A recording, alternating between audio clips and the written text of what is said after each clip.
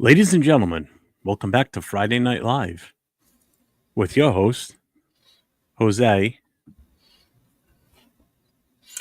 And that's Raphael. I'll take that. We We are your mental health experts for this organization for the next 2 or 3 hours. and So Lord, we are and Lord, repeating, and Lord knows we need therapy.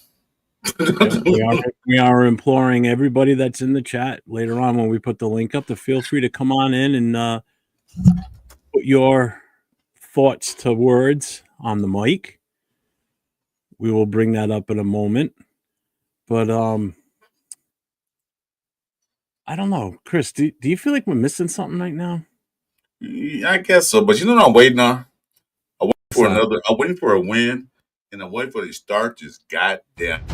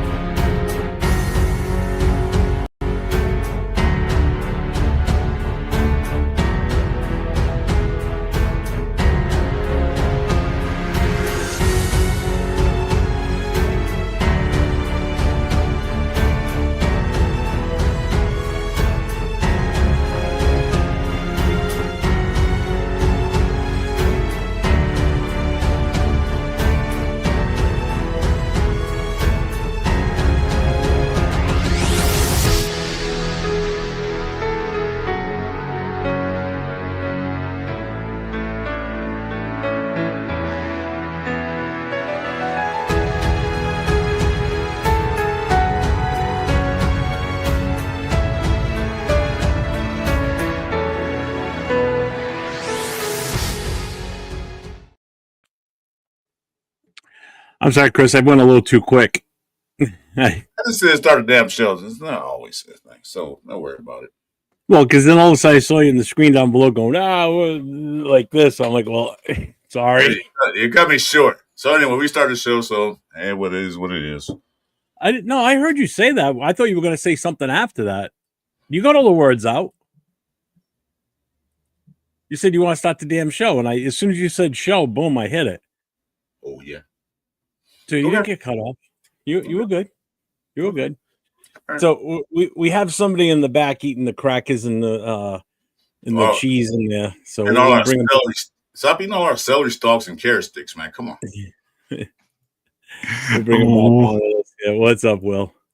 What up, baby? What's going on, fellas? Not much. How you doing? Good, man. You know, just ready for this therapy session, guys. I know you guys have heard about Dr. Phil, but now you guys are with Dr. Will and family here in this therapy session because that ass whooping we took last weekend. Hey, we need more than one doctor in the house. We lost last weekend? Did we lose? It wasn't. Did we play? I'd be like, did we even get off the bus? Yeah, that's what I wondered. Did we play last week? Don't seem like it. We got fucking destroyed. So before we get going, I want to bring this up because I saw this today and I thought it was kind of interesting to bring up. So I don't know if you guys saw this or not, but Rated Superstar, kind of use that loosely, I think, right about now. Make it a little bigger. Crosby allegedly held a players-only meeting this morning, demanding before practice, demanding every player do better going forward, starting this Sunday at home versus the Titans. He's reportedly going to do this every Friday morning from now on. So we're at week 5. Well, sorry, we're at the start of week 6 here, and we're having a players-only meeting already. How does that make you feel, Chris? It's never a good thing when I have a players only meeting, especially this early in the season. Usually, the player only players meeting is for like to get out your grievance, your gripes, and complain and all that stuff. And they do this early in the season. It's a bad thing, really bad. I don't know what's going on in the organization, but they need to fix things. What do you think, Will? It's about damn time somebody has some accountability around here. You know what? It's a damn shame that Pete Carroll is not the one batting down the hatches, making it a coaches and team or whatever only meeting, because this is where it should be at. I'll be like, right now there has to be some accountability in the building. And honestly, Max Crosby doing it players only. It's a damn shame that Pete Carroll hasn't battened down the hatches and done it the whole freaking organization, because that's where we're at. Yes, sir. Well, they have their meetings. The coaches and the players, they have their own meetings. This is a meeting without the coaches. They won't talk amongst themselves. So Pete Carroll have their meetings, wherever they do it on. They have their meetings. This is, players want to talk about things that necessarily want to express to the coaches what they need to hear. I get what you're saying. And I get that you're saying, hey, players do their grievances, they talk about it, and they go like, hey, there's some accountability issues here. We're not playing up to par, or, what's going on here? Let's talk to the coaches. But what I'm saying is Pete Carroll also needs to have that with his coaching staff and sit down with his staff and be like, what the fuck are we doing? Like, are we up to standards to coach these guys? Because they look unprepared every week. And that is true. That's an accountability standard. So as a coach, you have to be like, hey, you know what? Either I'm having a meeting every Monday. If you say you're watching film, okay, if you're watching film and you're doing all these things, on Monday, your coaches should be in that room to be like, what did we do wrong? What do we have to fix? How do we adjust? Where's the adjustments here? Hey, we had Peter get injured. We had this guy that can't do this. Hey, let's come up with a plan. But you can't tell me that this is what they come up with, because this is shit every week. The best drive I've seen was the first weekend when I was with Jeff. And that's 4 weeks ago. 5 weeks ago. 5 weeks ago. 6 weeks ago tonight, we were at the Tall Ship. So it's already been 6 weeks. So it's been a month and a half since that already.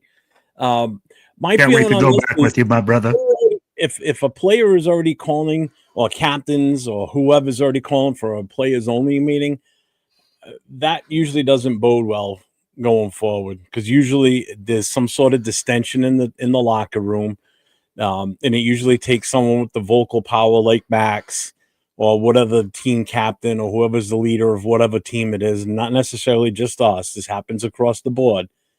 It takes that senior guy to step up and say something to get everybody reorganized and get their shit together. So when it's happening this early in the season, that's not good. I mean, it's not. It should have been done sooner. I agree. I get what you're saying. But for the way that it's happening now, with the way this team just seems to be so dysfunctional, it's not a good look for the team. Not at all. Nope. So I'm telling you, after Pratt got released, the first thing I said was there's going to be more dominoes that fall here. There's something else that's going to come down from this. And if it means we're releasing other players too that have some sort of a conflict with the coaching staff that we don't know about yet, like there was no rumor about Pratt before he got released. That came out of nowhere. Yeah, that was late. I like, well, we can figure out what was the reason. But the reason was that he didn't want to play special teams. He didn't want to play special teams. Well, I'm saying though, we didn't know when he got released. We had no idea why did he get released. He wasn't hurt. He didn't get to catch a plane out there to where they were at, Indiana. And what's going on? He was a healthy scratch the week before, and then he didn't fly out there. And then why is he being released? We didn't know until it just came out. Well, and that's why Mozart wasn't playing those first 3 weeks too, because he didn't want to play special teams. So that was his punishment. To ask Mozart to play special teams is ridiculous. Guy's never played special teams. He's 31 years old, and you're going to put him out there now. Can I ask you a question? You said two things there. Okay, you said one, we're dysfunctional, and two, we're talking about punishing players. The players that we punish, JPJ. Mostert. I'd be like players that don't make any sense that you're trying to punish. And players that everybody likes too. You know what I mean? Like they're definitely JPJ is definitely a fan favorite. There's no two ways about it. Mostert, maybe not before, but the last games he played when he first played against Chicago, everybody was on his side because he looked tremendous that day. Yeah, because we didn't know him yet because he never really played it down for us. No. You know, not in the preseason a little bit, but we didn't know him yet, so he's not a fan favorite. So if he'd go, we're like, oh well, he's gone. But JPJ is a different story. Everybody liked him as soon as he came out of college. Mm-hmm. You know, he didn't play it down yet, but they liked him when he came out of college.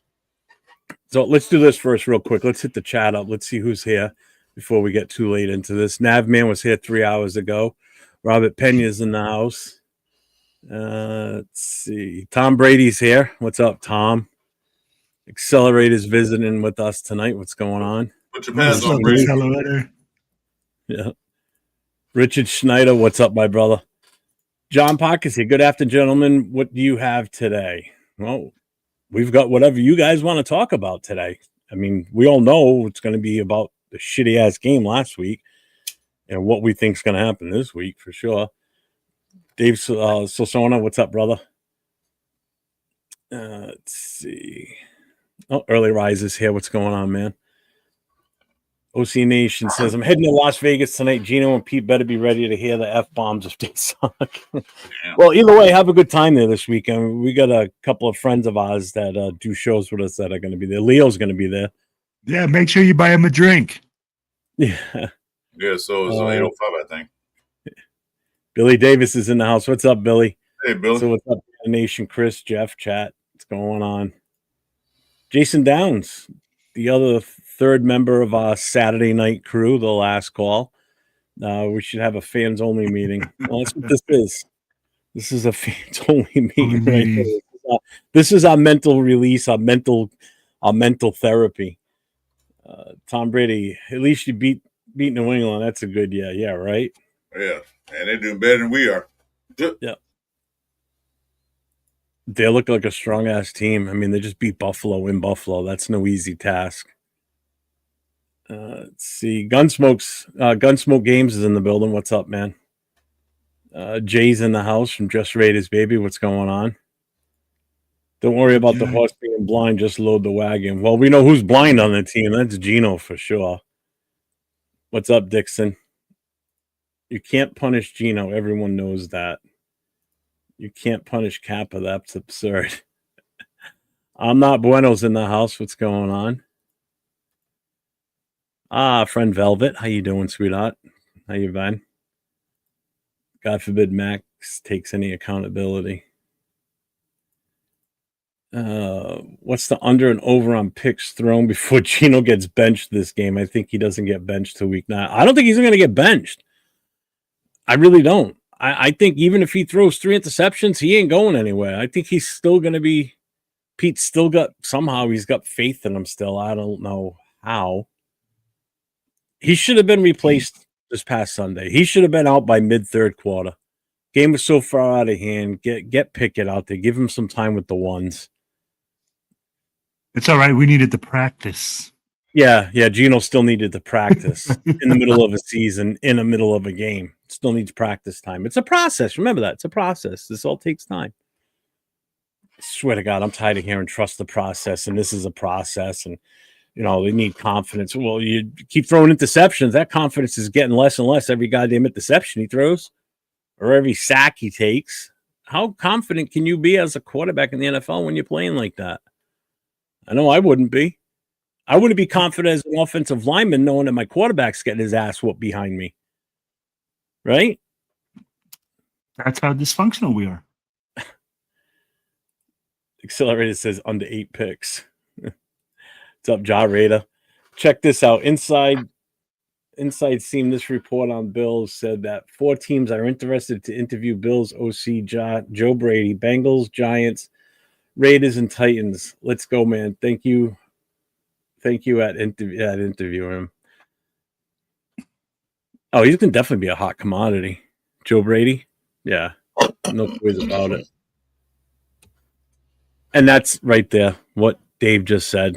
That's only a matter of time. I think it is. I think how much more frustration can he take? Let me ask you guys this. Do you think he eventually gets to that point? Start with Chris. Get to what point? Want out of here?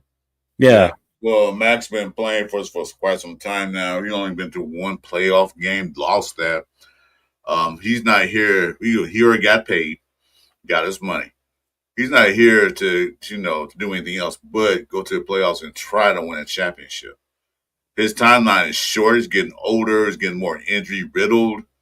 His time is now. If it's not now, then it'll be never. So him wanting to get out and go to a winning team that has a chance to get to the playoffs, and someone offer, I think he'll take up on it.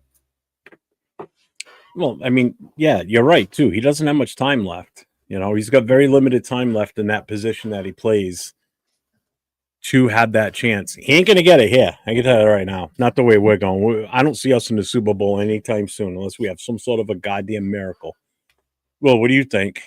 You think it's going to takes how much you think it's going to take for him to say, you know what, I can't do this anymore? So his measure of greatness, if you look at his tattoos on his body, are champions. Are guys that have made their teams into championship teams, right? Or won multiple titles. Because you got Jordan, you got Kobe Bryant, you got all sorts of famous athletes like that. When you talk about consistently repeating, the Raiders should feel lucky that we re-signed him. I don't give a fuck that we signed him for the max and he was the highest paid player for 2 weeks. The Raiders should be freaking kissing their lucky stars. Because I'm telling you right now, he right now is probably rethinking it. He's really go ahead. But let me go back before I lose my train of thought. You mentioned Michael Jordan and you mentioned Kobe Bryant. Michael Jordan didn't win any championships until he got Pippen. He had help. Kobe Bryant didn't win any championship unless he had Shaq with it. Then he got Paul Gasol. He had help. Yeah. Max Crosby does not have the help that he needs to get to the top. Mm-hmm. So those examples are good, but you got to look at the other side. Once those big time players get the help they need, then they start winning. Max doesn't have that. And I'm not saying that he has, or I'm just saying that's what he models his game at. That's how he imagines himself. That's why he works so hard. I understand. Right? Yeah. So that's why I go and say, guys like that know that their window is short, and they know that the organization has to make moves in order for you to be successful. And Max is what, 28? That's what somebody said. He's still young, but those injuries Chris, he has 4 more good years. He has 4 more good years. But those injuries are pile up. I don't want to see him get totally hurt, and that's it for his career because he won't come back from a big time major injury, and then it'd be useless. How long do we have on the contract with him? What did we just sign him to? What was the extension? How many years? 3 years. 3 years, right? So if Will's saying he's got 4 more good years, 3 years of those are going to be wasted on a team that's not going to win shit. So now his window's even smaller by the time his contract ends with us. In Get the Chili says, I think Max rides it out and goes for the all-time sacks record. Here's the thing. He's got to get sacks in the first place to do it. That's the problem. And he's not getting the sacks. He hasn't had more than 14 sacks in a season in his entire career. So it's not like he's a sack machine where he's going to be, even coming close to that sack title. That's not good. I don't see that happening with him. I don't. He's already. Who's this guy popped in? Who's this dude? What's up, Mario? What's up, Jason? Hey, Mario. What's going on? Jeff, Chris, Will. What's up, brother? Yeah, and if people think he's not going to leave because he's got a Raiders tattoo, you crazy. He'll leave. That's got nothing to do with it. Yeah. I'm okay that this team will at least give him an interview. Oh, he's talking about Joe Brady. Rorschach's in the house. What's up, Rorschach?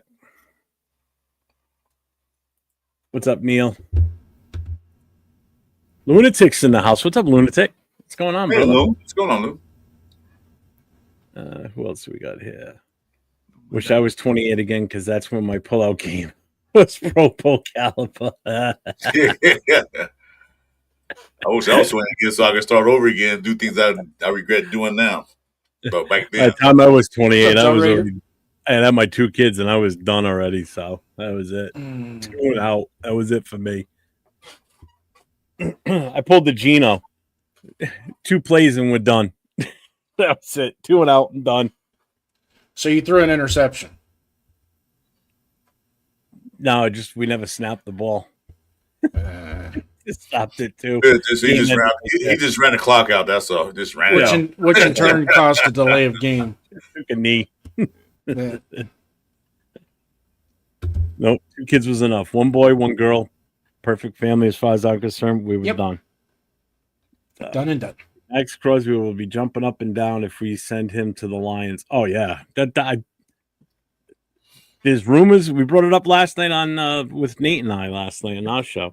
You know, there's the rumor of the 49ers piquing some interest. Whether it's true or not, who knows? But it's out there now. If you look at just the possible fits for him, you know, Detroit. My God, him opposite of Aiden Hutchinson. Now, that's a guy that I wish we had on the other side of him. That's the guy we should have drafted a few years ago. I would have loved to seen him out there. You know, that would have been a beautiful thing watching him, the 2 of them together. That's why What's up? Detroit would make a perfect spot for him. You know? What's up, Neil?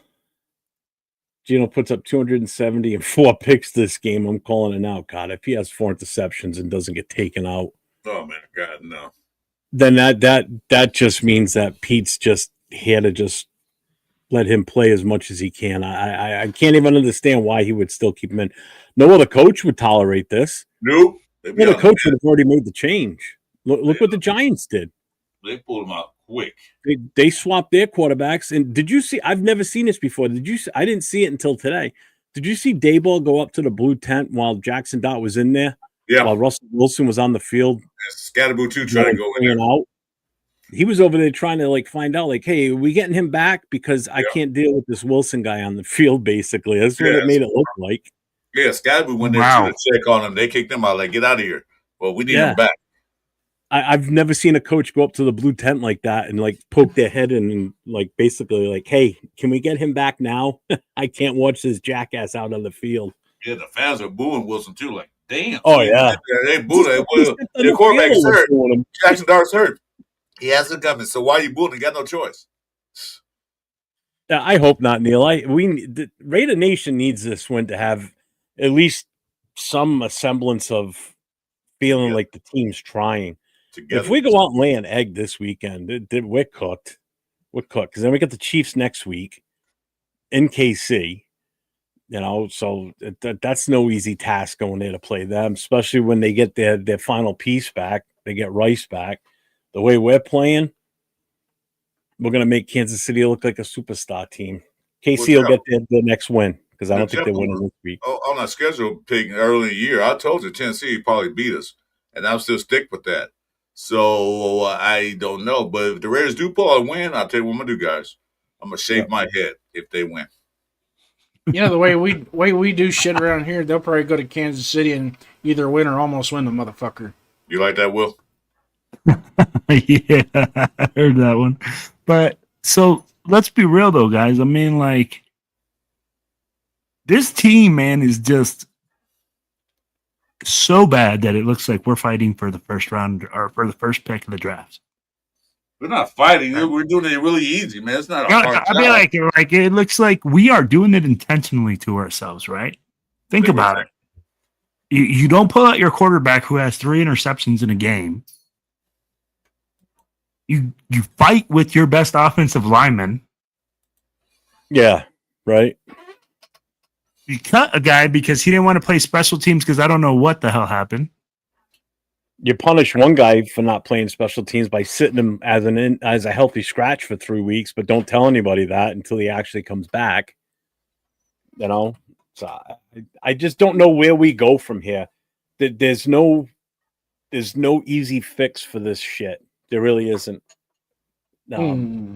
All right, Jeff. The It's time. easiest fix, if you had to say one, would probably be just benching Gino right now because he's lost his confidence. Jeff, it's that time. I'm gonna go ahead and send the invites. Yeah, go ahead. I'm done with Gino, man. Me too. I was never on the Gino boat to begin with. I kind of kept my mouth shut on. But Jeff, who do we go to? That's Kenny just Pickett? it. Kenny Who knows? Pickett? We go to Cam Miller? Did you AOC think, is injured. Yeah, when but we again, picked up Geno Smith, do you think he was better option than what we had last year? I than thought what so. we had last year, yes, I did. Yeah, I I thought thought it so. was better than We all than- said that, but we're getting the Yeah. production of fucking twice. At Well, this point, we owe Minshew a fucking apology. I said we've got a better quarterback back there, but let's see what happens. You know, I wasn't sitting here all like, "Oh, we're going to win a Super Bowl with this guy." Some people were on the delusion that we've got this great quarterback in Geno Smith. I don't know about that. You know, Okay, so I sent the invitation out, guys. Welcome to join in, ladies and gentlemen. It's been to my chat as well. So you're welcome to come in. What's up, Josh? guys? How you guys doing? What's going on? So the way I see it, I'm sorry, somebody trying to say something? No, go ahead. The way I see it, there's two keys to victories this week. The first is to review everything we did last week, and the second is to not do any of that stuff. That's basically it, man. Do the opposite of everything we've seen last week, and we'll have a chance in this game. That's the only thing I can really think of. But I don't even have a lot of confidence for even this game. I'm with Jeff here. It's not going to shock me at all if we lose, and if we lose even big. Well, I already said early in the season they probably lose to this team. I already said that already, and I'm still sticking by that. I don't see it. Now, here's the question: if we get annihilated by the Titans, and then we turn around and we lose to the Chiefs again going into the bye, do you see major changes happening? And I'm talking major, not we filed the assistant to the assistant, the special teams coach. No, none of that. I'm talking because ultimately that's what it comes down to is accountability. Yes. Why this team is not playing the way they should be playing, because every man in this right here that I'm looking at on the screen, every man said this feels good. We finally got adults in the actually have adults in the room. And don't get me wrong, I was one of them, and I thought just hiring Pete Carroll with his staff would at least get us three more wins with the roster that we had. Well, I think our roster's a little bit worse than what we thought, number one. And number two, I don't think this coaching staff is capable of taking a weak roster and making them perform. I think they're the type of coaches that they need turnkey players. They're not something that they can develop.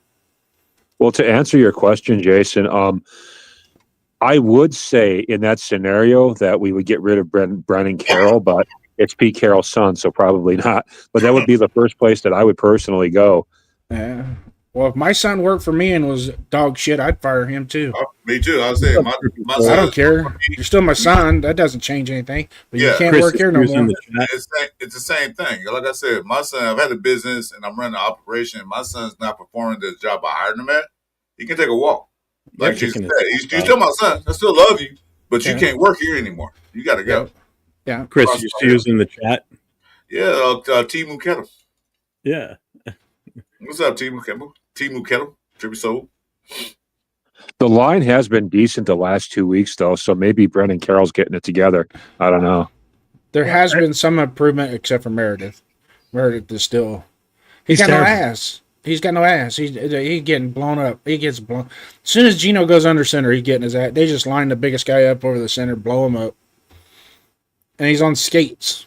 Now, John Reid is saying pretty much what I agree with. Why do you want them to? Not that one. He says we got to at least try with Pickett. Never know what he can how he will perform. He might, and it's true. He might throw for 3 TDs. He might surprise us. You never know. Not saying he's gonna, but you don't know. You know, it could be that spark that the team needs. Maybe that gives more confidence to the offensive players out there, knowing that hey, it ain't Gino out here right now. Let's see what this kid can do. You know, let's give him a shot. I'm not Yeah, saying he's the Did answer. you see? Did you He's see? got to try something. Something has to give. Did you see 805 Chris and Severe show the game breakdown? I watched it with Yeah. those guys. Geno Smith missed 3 possible touchdown plays. 3. That could Oh, have the been one with touchdown. Betch was the biggest one. I saw Yeah, that. I mean, 3, at least 3. Could have been more, but 3 plays he could have threw the ball to the guy and got a touchdown. But he said he dumped it off in the backfield or he threw an interception. So the play call, they saw on the play call Chip Kelly. Yeah, those plays ran beautifully, but Geno Smith did not execute them. Did not see, he wasn't looking down the field or looking to the right guys. So put it Pickett, see what he can do. Might as well. What we got to lose? First round He pick. can't possibly be any worse. This is not even possible. All right, so let me jump in here real quick. So, Jason, you asked some questions earlier. If we haven't won but one game by the time we go into what is it? Bye week. Week in our bye week. Yeah, it's in 2 weeks. Yeah, Absolutely, you will see major changes happen. Yep. I'd be like, if I the think so, too. organization is in win right now, absolutely, you I think have so, to too. make changes, right? Now, if we make this change to Kenny Pickett is more effective as in not throwing the interception. But I'm going to ask you this: is Raider Nation ready for another check down guy? Another guy like we used to call DC. DC4 used to use a lot of check down throws, and Raider Nation killed him for it. I would kill for some effective checkdowns right now, bro. You know what I mean? It I gets get down the field. what, I get what you're saying. Derek's, But I mean, we're going to Derek's have problem with limited this. success with that. Derek's problem with the check down is he was going to the check down before he even let the play develop. Do you think Kenny Pickett's Geno's- not going to be doing the same with this Well, offensive line? Well, do we? I mean, yeah, I kind of think so because he had a better offensive line in Pittsburgh, and he still kind of did the same thing. You know, and I have to give Geno some credit here. He's not afraid to throw the fucking ball. It's just where he's thrown it is not good. It's in the multiple coverage. Can I just get the fluff for 1 second here? Devin's in the chat. Those of you that know who he is, he's the father of the little guy there, Raider. Their daughter that was just born a few months ago, Jasmine, she's back in the hospital up in Dallas. Oh, snap. Yeah, well, she's got seizures because of it's all related to from when she was born. She was oxygen deprived at the start because her lungs hadn't fully developed. So she was in the hospital for a couple of weeks after birth, but she's been having seizures on not so much a regular basis, but it's going to be common for her going forward. So they had to bring her back up to the hospital. So Jasmine's been in the hospital for the last few days. He reached out to me the other day. I just wanted to bring that up now that I know that he's in the chat too. I wanted him to be aware that we all know that. So he's on his way back up to Dallas now to be with Jasmine and the rest of the family. Yeah. Thing is, he's traveling back and forth because he can't take any time off because he's got his job back. And he just can't take the time off right now, so he has to. He's forced to go back and forth. So it's the guy's tired. You know, just wanted everybody to be aware. Just stay emotional. Our prayers are with you. Yeah, Devin, lots of love and prayers, brother. Yeah. Yeah. No. You know what Gino was reminding me of now? Do you guys remember Rex Grossman from the Bears? Yeah. Same thing, except older. Rex Grossman, I swore one time throwing interception to himself. Yeah. What'd you say, Jeff? Yeah, haven't heard that name in a while, Rex Grossman. Well, I'm from Milwaukee, so that's close to Chicago, so I saw a lot of his games. Yeah. I'm pretty sure he threw an interception to himself one game, if that's even possible. Like he would have games like 1 for 14 for 8 yards the entire game. I mean, it was crazy. Yeah, it was. Yeah, he was bad. He was XFL bad. Worse than Ryan Leaf. Worse than any bad quarterback you could think of, really. Yeah. All right, back. What's up, Mo Val? Yeah. No, I truly think if Pete Carroll needs to. I know he's ride or die with Geno, but there's a point in time where he's got to walk over to Geno and say, "Hey, look, I owe it to the other 10 guys on the field to try something different. We're going to bench you." Well, I said it in the chat it- yesterday. If Gino throws 3 picks in like the first half, he'll have no choice, right? He's got no choice. Absolutely. He will lose all credibility with the other head coaches in the NFL if he doesn't do that. Well, And I would we also all like know to that the think- head coaches they like to compare themselves against other head coaches in the NFL. And Pete Carroll, if Pete Carroll doesn't rise up and do that, make that decision, then other coaches are going to look at Pete Carroll like, "What are you doing?" Well, You I would were- also like to think that there's going to be a phone call coming down from the owner's booth saying, "What are you doing?" Yeah. Whether Mark Davis gets involved in that aspect, or if it's someone else in the ownership pool that Yep. says, "Hey, this is," because it's not helping the fan base. It's not helping the organization when the fans are ready to just walk out and they're pissed, they're booing. That's not what you want in your home stadium. You don't Yeah. want that shit there. It's one thing if the guy gets hurt, like what happened in New York yesterday. Dart gets hurt, Wilson comes out, they stop booing him right away. It's because they don't want him. They're hoping that Dart's okay so he can come back out on the field. That's a different situation. This here, they're booing this guy because he just sucks. He's just not that good. He's not what we thought he was going to be. Everybody got this false hope that we were going to be this great team this year because we finally got our quarterback, and that's the narrative a lot of people were pushing. We got our quarterback. I bought it. We're It's going to not be good. the quarterback. It was a stopgap quarterback to allow us Yes, to thank build. you. Yeah. Yeah, nobody was And claiming that even Gino that- Smith was and- Drew and- Brees, but And with What's the up, game, JE? I wish we could, brother. JE says, "Hey, let's bring back Ken Stabler, Cliff Branch, Howie Long, Greg Townsend, and Lester Hayes." Fortunately, 2 out of those are no longer with us. LaMonica is still alive. fuck, I'd be LaMonica's okay with still Mark. alive. I'd be okay with Mark 90. Wilson right about now. Oh, Man, I don't remember fan morale ever being this low. Even like in the late 2000s when it was just 3-win season after 3-win season. Even then, I don't remember it being this low. Like this is Yeah, like the you know lowest why? enthusiasm you I've ever seen.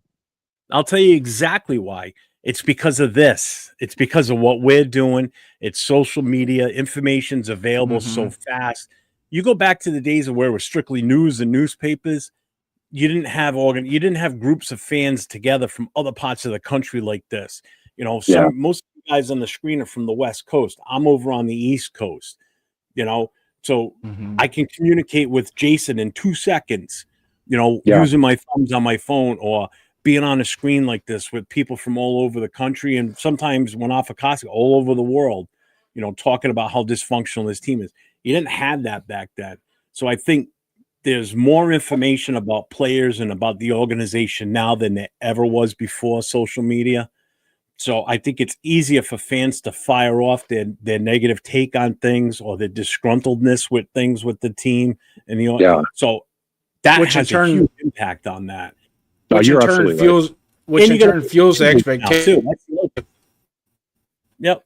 It fuels the Yeah, you're right, expectations Jason. a little bit more.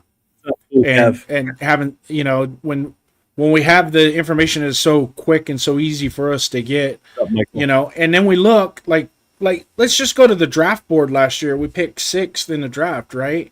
Look at the 5 teams that were in front of us that drafted, how much they've turned around.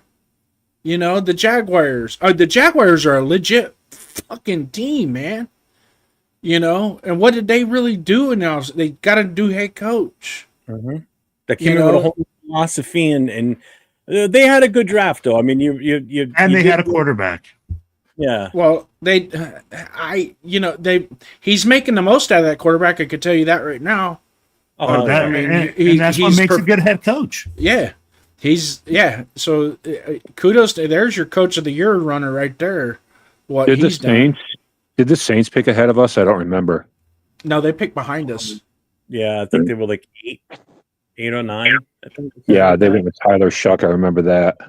Yeah. But the moral of the story is that there's teams that were up What's there up, that Mark? have the Colts have turned it around. The year before Washington, the Commanders, they've turned it around, and us as Raider fans being as long as it's been since we've had a legit competitive team that we can put a stamp on it and say Yeah, this like year, it's- next year, and the year after, That's we are going to be in the running. Well, you You know know. what, and I just wanted to throw something in here. You know how people keep saying, like Jeff keeps saying, we need to, or I don't know if it was Jeff. I might have been getting him screwed up with somebody else. People keep saying we need to build through the draft instead of going and getting established players or whatever. And we've tried that too. Like, at what point in the last 20 years have we proven that our scouts are good enough to build a decent team through the draft? You know what I'm So- saying? There's no point where that's happened. That's Remember the we talked- frustration. That right there is the Hold on, we- frustration. I Hold feel on, we like- talked about this a couple of weeks. Remember, Jason? We talked about the scouting. And Yes. what was it you brought up about the guy we brought from Philly? So Brian Hunt was actually, he's a pro player scout, not the college scout, but the pro player scout. So, and we picked him up after the draft and just before training camp. So he hasn't, I mean, I think he hasn't even got his second cup of coffee yet with the team. So we got to kind of let him drink some more coffee and get settled down in his office before we start, and he comes from the Howie Roseman tree of thought, along with Spytech. Spytech comes from the same, so we kind of got to let those guys settle down a little bit. Just to your point with the scout, Will, you can touch on this with me. I'll have you come in here with me, and you can understand that for the rest of the Raider Nation who's in the chat, there's an overlap in the scouting department and the new regime and the new front office. Yeah. So a lot of the stuff that Spytech had to use, his scouting reports, Tampa Bay didn't let him take his scouting reports with him out at the building. He had to get his own. So when he came to Vegas, those scouts were Telesco's scouts. Okay, Tom Telesco's scouts. So he has to rely on their information. He might not agree with their scouting report, so he deviates, and he's going to use a little bit of twist and whatnot to try and finagle his draft picks. If you go back to what Spytech did this draft, he really, in all honesty, only put the effort into Austin Gentry. He went to his pro camp day. He went to 3 quarterbacks, and then he did some research at the Senior Bowl. Other than that, everything else was dynamic as far as how we're gonna because we have to. He even said it. He has to build a roster because there was only so many people under contract to begin with when he got here. So he's not going to be able to draft 35 players. You know what I mean? So he's got to go out, and then people complain about, he was bargain shopping for this. Well, kind of had to, because we have to get the bodies in the building just so we have enough helmets on the field. So you're once we absolutely right. You're absolutely right. I'm going to take back what I said because you're giving me a little bit of hope here. Now that I'm digesting what you're saying, I think that if those guys have a chance and they do well like they have in the past, then maybe our drafts will start to get better. Mm-hmm. We do have that to look forward to. So I was wrong and you were right, man. No, that's okay. No, as long as it's just an understanding. It's just an understanding. I'm not trying to say who's right, who's wrong. We're all right to a certain degree. Right? Yeah. Yeah, it's a conversation. And if we share topics and ideas, it makes us all better. So as check this fans. out, Jason. I think where the frustration from Raider Nation lies, right? We feel like we have tried it all. We hired Gruden. We've hired freaking Josh McDaniels, the best young gun coach that was supposedly at that time. We hired Antonio Pierce. Now we hired Pete Carroll. He has a great reputation, and you're not seeing results immediately. So Raider It Nation, does after feel like it 20 hurt. years, after 20 years, you're like, dude, we've tried everything. We've tried to build through the draft. It seems like we can't hit on the draft with whoever is at the helm. Yeah. We try to get through free agency and build through free agency. Whoever we bring in here looks like a bum. As soon as they come in, they get paid Yeah. and they suck. We could bring Yeah. Josh Allen in here and he would be like a bottom feeder quarterback with us. But He'd still do. He would be able to, because He'd you be got to better look than at it this Geno. way. You got to look at it this way too. The other 10 guys that are standing in the huddle looking at the quarterback, if they look and they're not confident in what they're looking at in the quarterback, they're not going to perform either. I mean, sometimes it's just plugging in one gear to make that whole engine go faster. And the only thing I can think of, and I'll throw this out there to the chat and everybody on the panel, at this point, and trust me, I was glad we signed Geno, but I'm not happy with it now. But I truly think that his performance plus his body stature and how he's reacting to the failures that he's having is causing other people. It's just a train wreck. You can see the fear in his eyes. Oh yeah, but guys, let's be real. He's not the only problem. No, Geno Smith is part of the problem, but you're looking at, we just got 40 points put up on us. Oh yeah. So I 40 wanted to points. ask all you guys. I'm sorry, I didn't mean to interrupt. Go ahead. I wanted to ask all you guys a question because since you guys know way more about the X's and O's of football than I do, at next year's draft, right? What do you think we're going to address the most besides the O-line? What would you address the most? I mean, 'cause the O-line's an obvious thing. But what other area of importance or would you like have you as your main focus besides that O-line? Jeff, Where do we start? We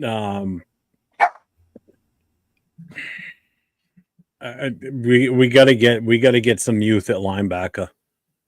I think we need youth at linebacker and definitely a better edge rusher.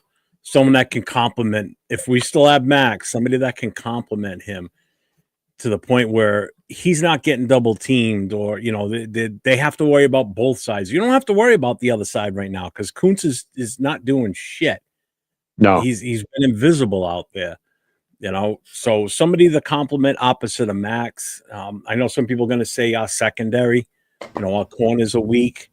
There's so many spots that we need help with. There really is. It's like, yeah, we don't have a strong spot anywhere. Priority's got to be offensive line because you've got this shiny new running back there that you want to be able to use. And if you don't open the holes for him and have that protection on that front line, it's all for nothing. We already blew it by drafting him and not having an offensive line game plan set up because they didn't have a game plan. Because we went into training camp and we still didn't know what the hell we were doing. We brought in a guy with Kappa who had his worst year ever in his career, brought him in for some god-awful reason, paid him a shit ton of money, and then you start fucking around with JPJ and moving him out of position. So that offensive line needs to be solidified, plain and simple. I don't care if we draft 2 offensive linemen in the first 2 rounds. If that solidifies that offensive line and gets that offense firing on all cylinders, guess what? That takes the pressure off the defense immediately anyway. Yeah. Because if you sustain drives, the defense gets a fucking break. The other team's defenses take the beating all game long. Right. And we can still get some really good D linemen in the 4th, 5th, and even 6th round. So yeah, offensive linemen in the 1st and 2nd round. I totally get with that, but I'll let the rest of you guys answer now. I'm going to tell you guys like this. Fuck all this noise. Let's get a quarterback. Why are we sitting here debating the same thing, going after doing the same song and dance? So you want to take a quarterback in the first round? In the first round? If we got a guy that's possible that we look as a franchise guy, hell yeah. And we're right back. I'm going to ride with Geno another year. Are you going to ride with Geno another year? Yeah, but why can't we? What says we can't get a quarterback in the 2nd round? Or 3rd for that matter. Because you're going to get because we're looking at a franchise guy. Yeah. If you're saying that we can get a franchise guy in the 2nd, then let's get him in the 2nd. But I don't see too many franchise guys coming out in the 2nd round that are pre-evaluated that way. More than likely, we're going to have a top 10 pick. Let's face it. Or we're going to have a top 5 pick more than likely this year. Okay. The way we're going. So you want to use that number 1 pick in the 1st round that we're going to have, our first pick. You want to use it on a quarterback when we're going to be in the same boat. We're going to have a great shiny quarterback and a great shiny running back with no protection up front. But you're saying no protection. We can pick up protection in the 2nd and 3rd. You said it. You're going to let me finish now. So you're saying to grab that quarterback. So now we're going to put a rookie quarterback out there with a 2nd-year running back, a 3rd-year tight end, 2 2nd-year wide receivers, and a half-ass offensive line, and you expect the offense to be better? Now let me hit you with this. Hit me with so what? You're gonna get an offensive lineman. You're gonna put Geno Smith back there, and he's gonna collect 35 interceptions by the time Game 5 comes around. Well, who says it has to be Geno? Right, but here's the thing: why can't we upgrade the line in the 2nd and the 3rd round? Because tell me a quarterback that has had success immediate impact on their team that has been drafted in the second and the third round. Well, what Jeff is trying to say is that we could draft a quarterback who has like the next Joe Montana type of potential, right? But as a rookie, he is going to get smashed behind this line anyway. So we understood.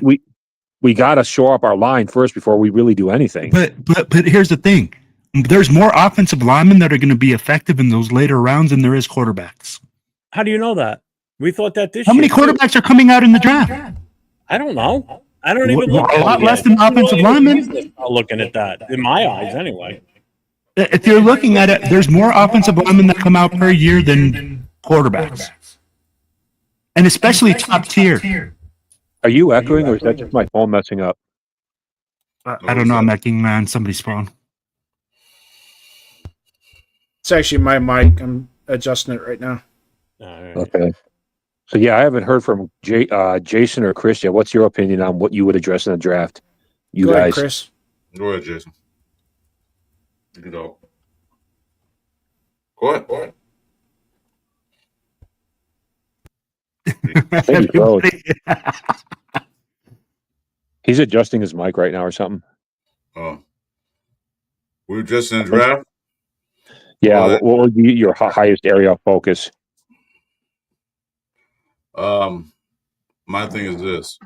I'm with Jeff on the linebacker crew. Our linebackers are kind of older. They only got 1-2 years. I'll get a nice tell. We did sign 2 linebackers the other day, but I was definitely linebacker and beef up that defense. Offensive line, beef it up because these guys are way too small. They is getting pushed around. We need to get some guys in there that can not get pushed around. So offensive line, and some defense help because that's what we need. Okay, quarterback. What Will was saying is fine, but I wouldn't take a quarterback in the first round. Like Jeff said, anybody like a lot of people saying, we'll be right in the same boat.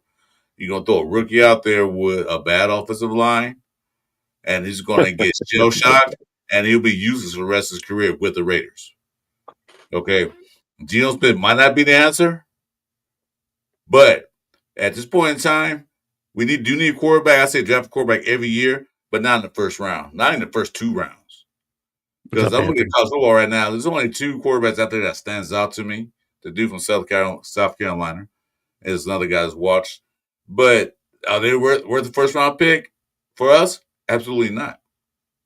We had a golden opportunity back when they drafted Penix and Bo Nix and all those guys. We had an opportunity to get one of those guys, but we didn't. So doing it now, it's a little late. If you draft a quarterback, who does say Pete Carroll won't start him anyway? If Geno's still there, he's not going to start him. So instead of wasting that pick, get some help on the defense and offensive line. We got a running back, and we also need another receiver, a good strong receiver, because Lord knows that Thornton, I thought would be a good receiver, but the guy is weak. I watched a couple of games where the D-bag, he tries to put the push, and he's pushing, he took a step back. I'm like, what the hell? Get some muscles. Maybe he'll build up this year, but, we get a stud receiver. He doesn't get a whole lot of separation anyway, a lot of times, what I can see. No, he doesn't. None of the receivers do, except for maybe Tugger. That's it. Well, what about you, Jason? You're the last one to. You're the last man up here. If in the first round, you always pick best player available, no matter what. So that's gonna be your golden child, is your first round pick. So it has to be the best player available. So if it's a strong safety or a corner or a tackle or usually guards aren't going to be rated as a top 5 pick.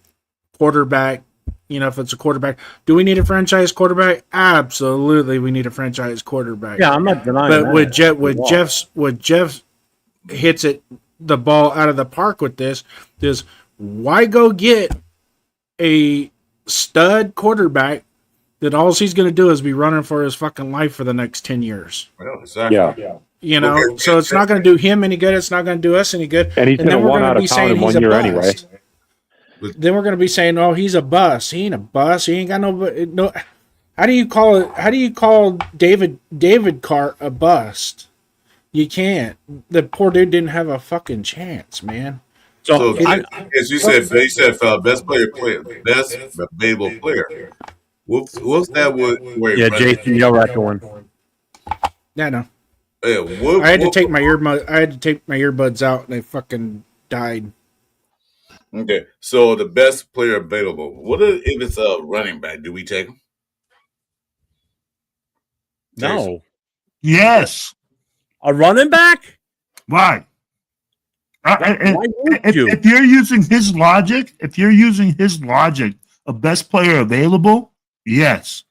Mozart and Genti is going to be a good double punch for years to come, though. Mozart Hold won't on. be here next year. No, he won't.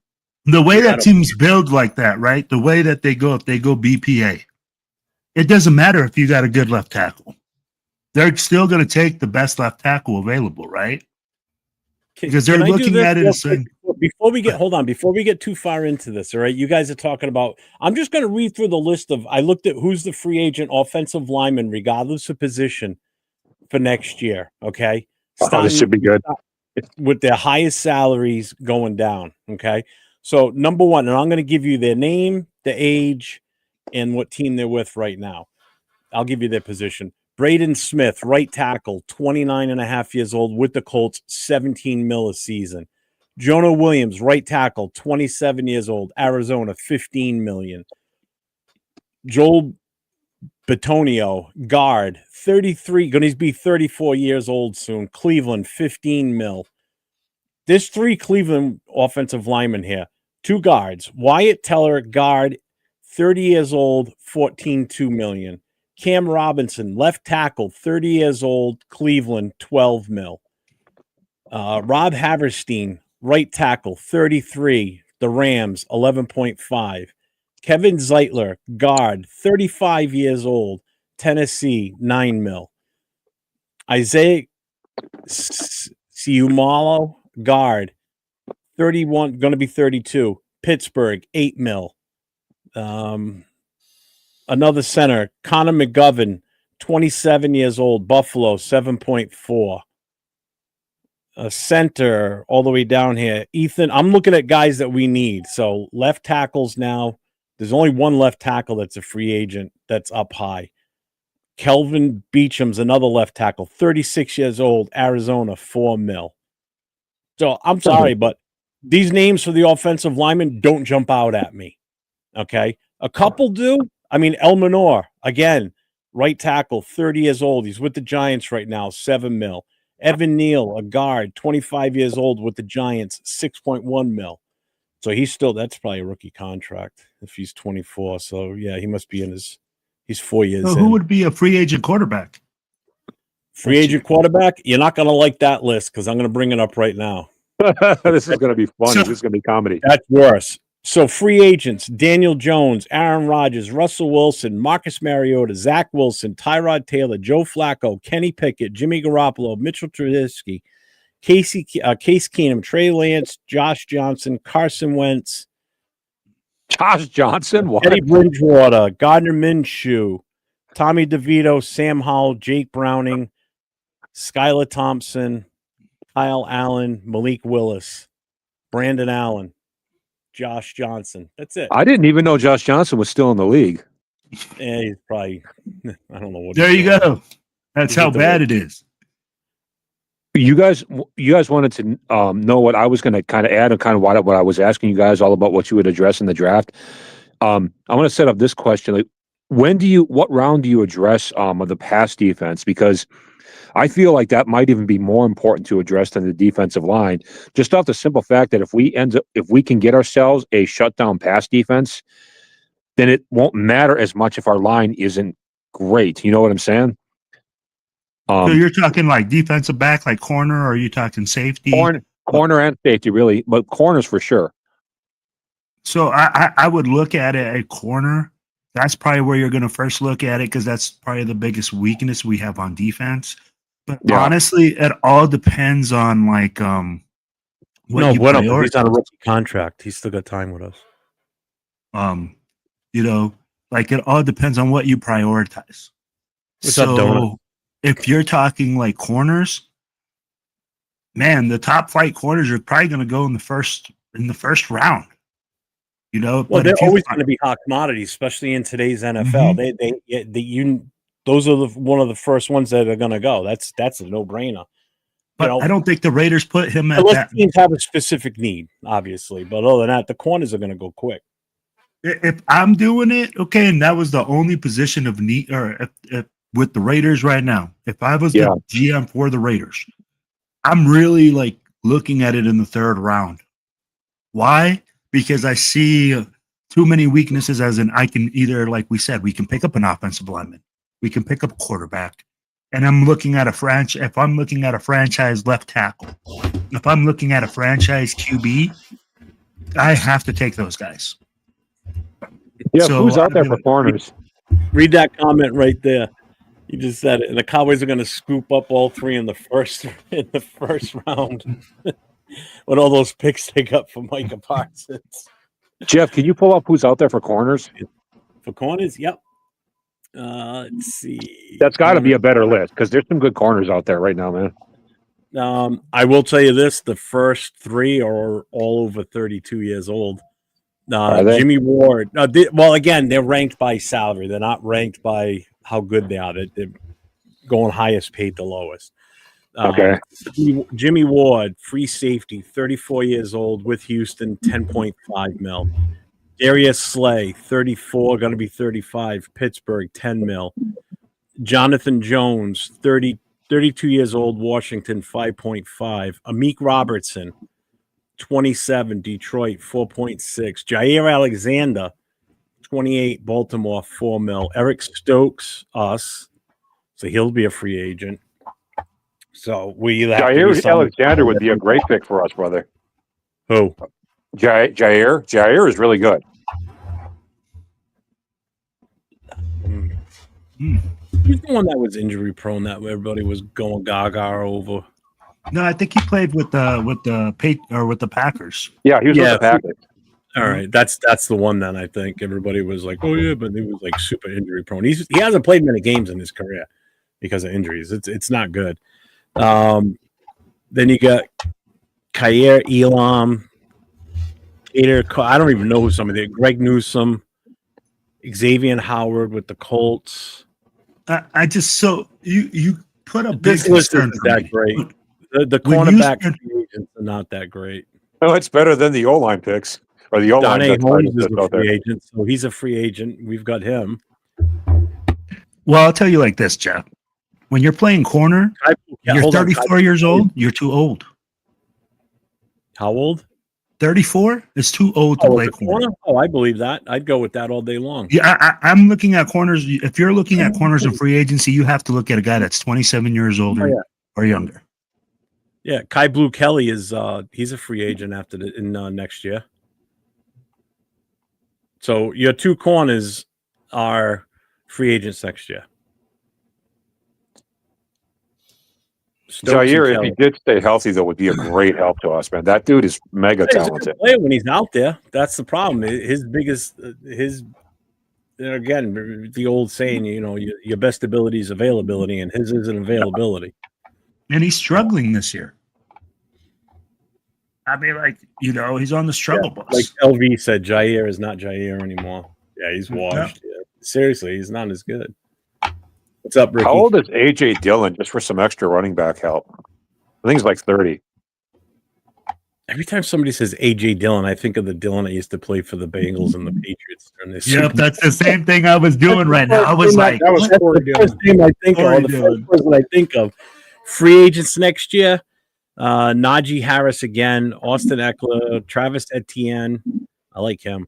Javonte Williams, Rico Dowdle, Nick Chubb, Elijah Mitchell, Breece Hall's going to be a free agent. Kenneth Walker, J.K. Dobbins. Kenneth Walker's good. Mostert's a free agent. Kareem Hunt. A.J. Dillon is in here. He'll be a free agent. 1.3 mils is current.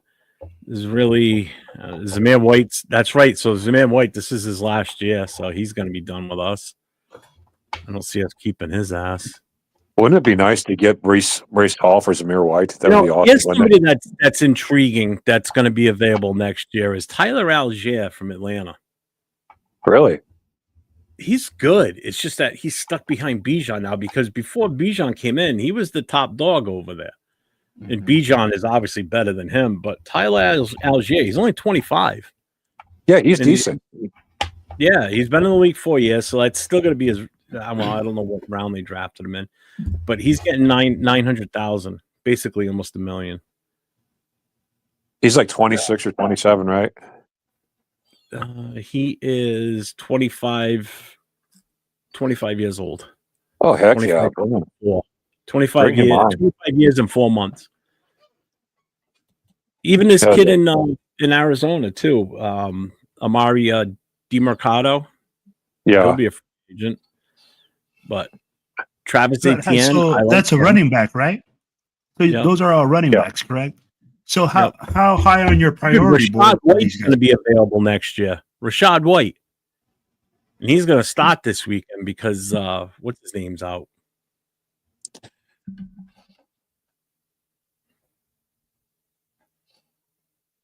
I kind of like to cheer for the Cardinals too, just because the Bidwells are such pieces of crap as owners that I like seeing the players overcome all that stuff. You know what I mean? Hey, what's up? What? Federator, he played till 39, but he didn't play at corner till 39. No, he played free safety and he played safety. He couldn't stay at corner at that age. No way. The only guy that played late into his years that kind of stayed at corner that I could ever remember is Darrell Green from the Redskins. Yeah, but you're talking like a guy that still runs. Yeah, even in his later years, he was still so fast, man. Dude, he's still fast now. Oh yeah, he could. Al Harris, I think, did it till like 36 or 37. Yeah. I mean, Al Harris wasn't a superstar or nothing, but he was pretty good. Yeah, I'm telling you right now, Darrell Green is a monster. Like that guy was like 55 and still running a 4.2, like a 4.2 or a 4.3 40. Welcome in, Nate. How you doing, buddy? Oh, man, what up, baby? Look at that. Look at that sexiness over there, bro. Was cooking, good looking. Got that big old brim on his hat. That reminds me, did you guys hear? I saw a news story about like in Boston, I think it was, like a 50-year-old man is playing for a college football team. It's like his dream, and he's been training for it. And he's like starting on a college football team now. I think it was in Boston. Yeah, I did see that. I think. Yeah. He's a 50-year-old freshman. Yeah. You saw that video about Jeff too? It was Jeff. That's who it was. That was Jeff, bro. You didn't know? Offensive lineman. It won't be me because my fucking it was an offensive lineman too. My right knee's been acting up big time, and I looked it up and how long an ACL replacement's historically good for. It's anywhere from 15 to 20 years. I'm at 24 years since I've had the surgery. My right knee is playing on me again. I may have to go fucking back in to see the fucking doctors. Was that a football injury, Jeff? No, that was with the fire department. I slipped on ice and snapped my ACL. I went down. Yep. Damn. We were at a house fire, and I was walking he across. Was jumping out of a burning building. Yeah, make it good. He's jumping out of a burning building, saving 2 cats and a dog, and freaking grabbing the old lady out of the bed, and then he slipped down the freaking stairs. Yeah, that's because there was Dunkin' Donuts sitting in the fire truck waiting for him. Hey, Frank Webb is in the house. What's up, Frank? Ardell's here too. What's up, Ardell? So, do you guys believe the D line is more important to address than the corners, or you want me to know? You want me to tell you? No, well, we said that in the whole D line. Some of the guys are playing okay. We need another edge rusher because, like I said, Kuntz is the MIA. Max need help because they're gonna keep double, triple teaming them. So if we can get that other edge to perform like he's getting paid to do, then maybe not. But now, we need another D-line defensive end because Kuntz is not stepping up. So we need a miracle. That's what we need. We need a fucking miracle. Yeah. There are no areas of strength on this team. Nate on notice right now. Nate, you're on notice right now. Just pay attention and follow along with me. I'll bring you with me into this. No, damn. Here we go. All right. You forgot to say son. Damn. Yeah. Listen, son.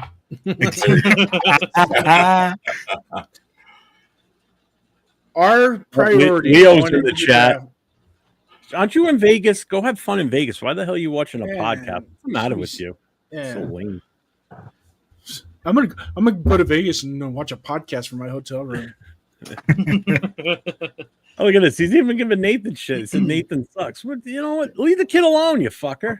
Yeah. All right, Nate, follow me along with this because I want to get done. I want to get through this potential draft shit because we still got a football season to go. If for some reason we're in a position where we're at now going into the draft, our number one priority is to draft a player. Oh, hold on. Hold on. I just got to do this. We haven't done it yet tonight, and James Furpo's in the house. Got to do it for him. Raiders. Proceed. All right, you ready?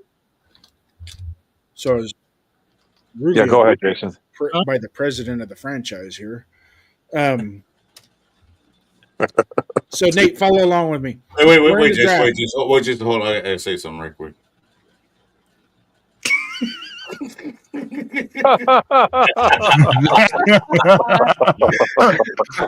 Go ahead. I'm following you. I'm following along with you, So, but anyways, Nate, what we're gonna do here is follow along with me.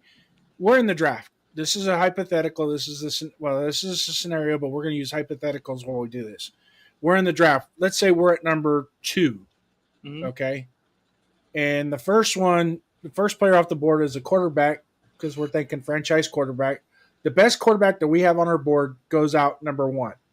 All right. We don't get him. We tried to make a deal, whatever. Go to number 1 to get him. Okay. But we don't get him. All right. So now we're at number 2. Okay. At number 2, since we have so many needs on our team besides running back and tight end, Yeah. I think we're good at running back. We're good at tight end. Mhm. Okay. At number 2, I go best player available, but that best player available has to have leadership qualities. Somebody that we plug him into the organization, no matter what freaking position he plays, we plug him into the organization and he becomes a leader. Now, we talked about this the other day on Monday Morning Quarterback. What are some of the key components to leadership and where does your best leadership come from? Your best leadership usually comes from the middle of the field, your center, your quarterback, your middle linebacker, your strong safety. You look at all the championship teams throughout the years where their leadership came from were those positions, right? So the position, not just the leadership itself, but the position in which they play makes a big difference. So when I talk about leadership, I'm not talking about rah, gang on me, gang on 3 type stuff. None of that. I'm not talking about that. I'm talking about while the game's going on, he's coming over the sideline and saying, hey, we need to do X, Y, and Z. Get on the page with me. I'm going to do my job. You guys do yours. It's hard for Max to do it because he's only 1/4 of the football field. He's not even a half. He's 1/4. So he doesn't know what's going on the side of Coons. He's only on one side of the football field. So it's hard for him to be that quote unquote pedestal type leader. Nate, say you. I can agree with that to a point. I think that's why this year we brought in a bunch of veteran type linebackers that especially who had success, especially like someone like Devin White, who was known to have the green dot, who was known for his leadership quality as well as his ability.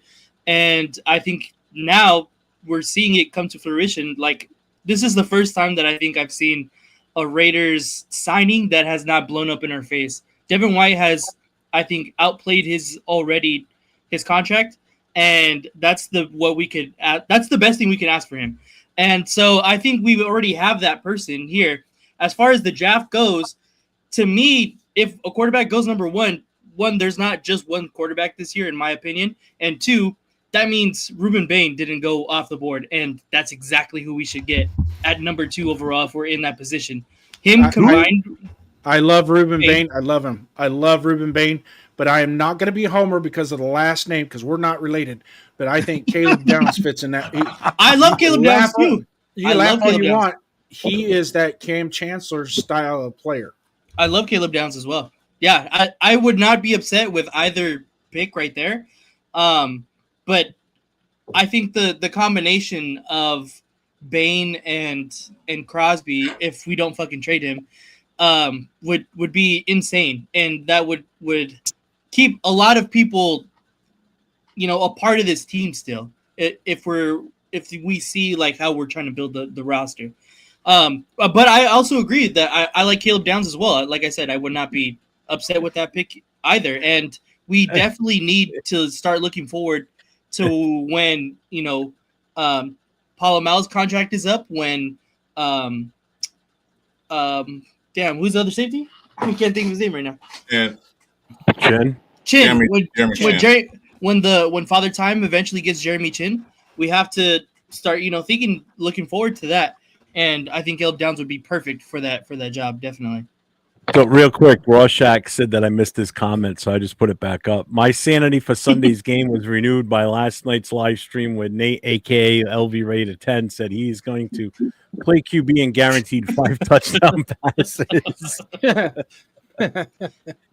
I played quarterback my freshman year of high school, and That don't count. Qualified you to take over for I don't Gino. know. That's for damn No. sure. That don't You do count. much worse. this is what I'm saying. Yeah, it's I Nate was- for quarterback. I was terrible. I did not throw the ball. I threw the ball. I think I had one throwing Eric? touchdown and probably like 6-7 interceptions. I fucking ran the ball. I did not want to fucking throw the ball at all. I was literally forced into that position because nobody else wanted to play. I was like, fuck it, I'll do it. In high school, if you're a freshman and you could throw the ball decent, you're playing varsity. You're not playing freshman. Exactly. That's why I didn't fucking hell no. I was not If trying you to play can- quarterback. If you can spin the ball as a freshman really good, you're playing varsity or JV. You're not playing freshman. Freshman football, it's to teach kids how to put their chin strap on, make sure their thigh pads are on right, knee pads, the mouthpiece goes in the mouth, not in your nose. Get out there and play. Yeah, it's gonna hurt. Do we have a third string quarterback right now? Yeah, Cam Miller. No, Oh, I Aiden thought O'Connell. Cam Miller was on the practice squad. He's still Aiden out. O'Connell. When Aiden Nate comes O'Connell's off- still injured, isn't he? Yeah. Yeah, but he should be coming off next week. I think they could open up next week to bring him Bro, back. it's so easy to forget he's even here. Mm-hmm. Oh yeah. So just a real After quick Chad time out hasn't here. forgot. Gonna do a little PSA. So make sure everybody that's in the chat, make sure you get to everybody's channels. I'm gonna run through all the channels here in a second. Make sure you hit the subscribe, hit the notification, hit the thumbs up. We'll start at the top and work our way around. We've got LV rated 10 in the upper corner there. Make sure you get to his channel. Right above me is Silver and Black Podcast. That's Raider Will. On the other corner What up, there is 805? Jason First Downs. If you go to his YouTube channel, make sure you hit the sub, the notifications, and the thumbs up also. Next to me is Chris for Raiders. Make sure you get over to his channel, hit the sub, hit the like, hit the thumbs up, hit the notifications. Myself, Jason, and Chris will be on tomorrow night for the Raiders Last Call podcast, starting at 9:00 p.m. Eastern Time, 6:00 Pacific. We'll be highlighting and talking about the upcoming game on Sunday versus the Titans at home in Allegiant Stadium. And I know he's in the chat. So just this weekend is Leo's birthday weekend. He's in Vegas for the game. He's out there celebrating his birthday party. So Leo, have a happy birthday and enjoy your weekend while you're out there, brother. Hope you have a good time. Yes, sir. Win one for you, brother, and you come home. You come away from there with a win because I know we all need that. This whole Raider Nation Closer to 50. Yeah. And over here on my other side is Josh, as also known as Accelerator. Do you want to give your channel, or what do you want to do? Well, my channel isn't created yet, but it will be dropping not next week, but the week after. That's Hobo Raider. Did you want to talk about it, or should I? No, go for it, man. It's your channel. You talk about it. Good. All right. So for people who are interested, okay, so I'm doing a different thing with the channel. I'm starting I'll give you guys a little bit of backstory, but not too much. I used to be a formerly homeless panhandling drunk. I was one of those guys that you saw on the street corner that held up signs that said "homeless, please help." But I got my life together, and to make a very long story short, I just received a graduate degree from the University of Iowa. So I've turned Damn. myself around. And, Congratulations, my man. Yes, yeah, sir. thank you.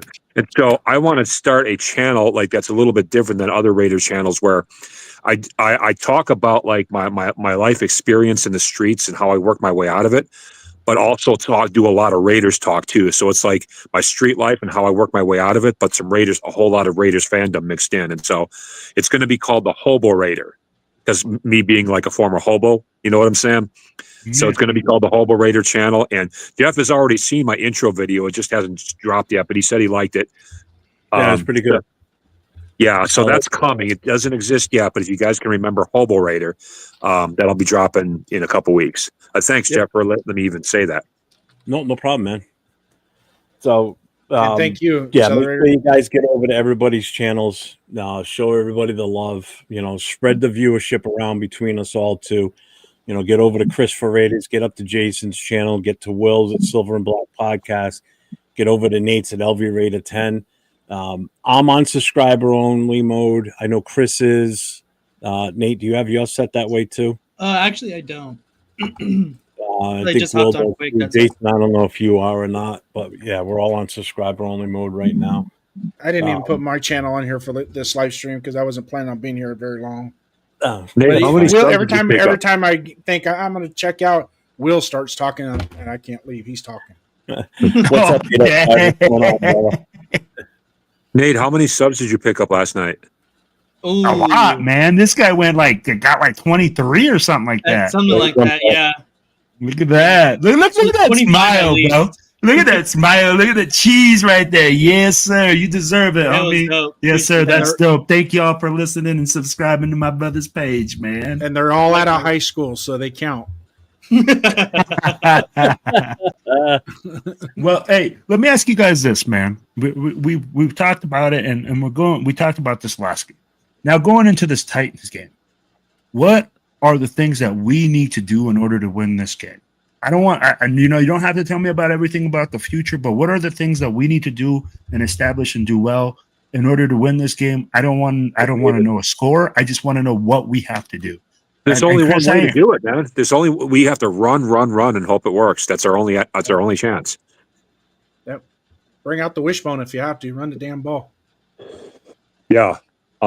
We make use of both Genty and Mostert, like I've been calling for every week, and they're starting to do that. But we're not going to get anywhere with the passing game, even against the Titans with Geno at the helm. So, I mean, he might make a couple of decent throws if we establish the run, but our only path to victory, no matter how well, even if the defense plays perfect, our only path to victory is through Genty and the run.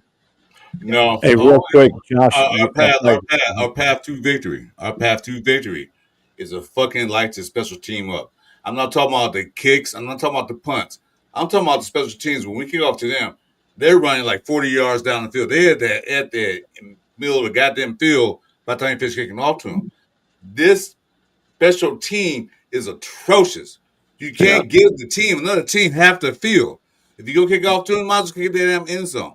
But you kick off to them, try to be in the 20-yard mark, and then they run the ball for 30, 40 yards, and they on our side of the field already. They got to fix that shit first. Because everybody's talking about the defensive line. Everybody's talking about the offensive line. Everybody's talking about Geno Smith throwing interceptions. But there are three factions of this team. Defense, offense, and special teams. The special teams, when they punt the ball down and they help defense out, pin the team back. Or when they do a kickoff, they pin them back. So defense have more of a field to cover, and less offense have to go. The offense have to go more down the field. When the team is starting, their average starting point is the 45 to 50-yard line. The defense is like already in the hole already. So that's the key to victory. Get the goddamn special team working like they should be working. Because I know for years the Raiders always had a good special team. You got good punters, good kickers, good coverage. This is the first year I've seen this special team look so damn bad. It reminds me of the guys playing on the street, man, playing regular football on the street. That's what it looks like to me. So Yeah. that's my key to victory. Real quick before anybody else says anything else, Las Vegas Aces just won the WNBA championship. Just Did Their they? third championship in 4 seasons. If only we could get so fucking lucky. But Josh, real quick, there's 2 people in the chat here. Chirpy Soul said, "Bring me on the pod, Hobo Raider." Oh, absolutely. I I'm going can get screenshot you this so I remember. Yeah, Trippy, if you hit me up, send me your info, and I can get you 2 in touch with each other because I got Josh's email and everything. And Pudx said, Pug 15 says, similar story, bro. Homeless to lawyer. Hit me up if you ever want to collab. Yeah, So, I just screenshotted that comment too, so I'll remember his handle.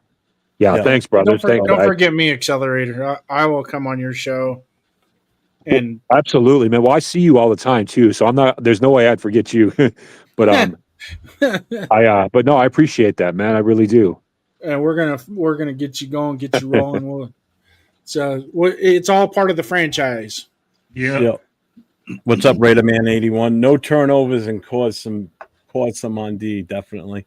What's up, Eric, man? Hey, Dave, what do you think? Yeah, What do we got to do? I think you guys hit it on the head right here. To me, it was to limit turnovers, and to me, that means to run the ball with Ashton Genty. I said earlier on my preview video that was posted today that I wanted to see a combination of Mostert and Genty get over like 35, 40 carries, because that's how we control this game. That's how we keep the opposing offense off of the field. And that's exactly how we keep the ball out of Geno's hands and causing turnovers, is by giving the ball to them. So that's exactly what I want to see. Yeah, Jeff, you probably have pretty much the same thing to say, right? And Pud's right too, because we talked about this the other night on the Raider Connection, and Nate and I talked about it last night too. Was Geno coming out in that press conference and just blaming everybody else but him, which was that's your captain. You're captain on that offense, and you're out there blaming everybody else and everything else but yourself. It's you. You're the reason. You're the reason those interceptions are being thrown. It's not Genty's fault. It's not the offensive line's fault. You're throwing the ball. Yeah. You're the one that's not seeing the defense or the defense players around the fucking receiver. Unfortunately, though, Jeff, in my opinion, Pete Carroll's catering to that. Pete Carroll's going out there making excuses for him.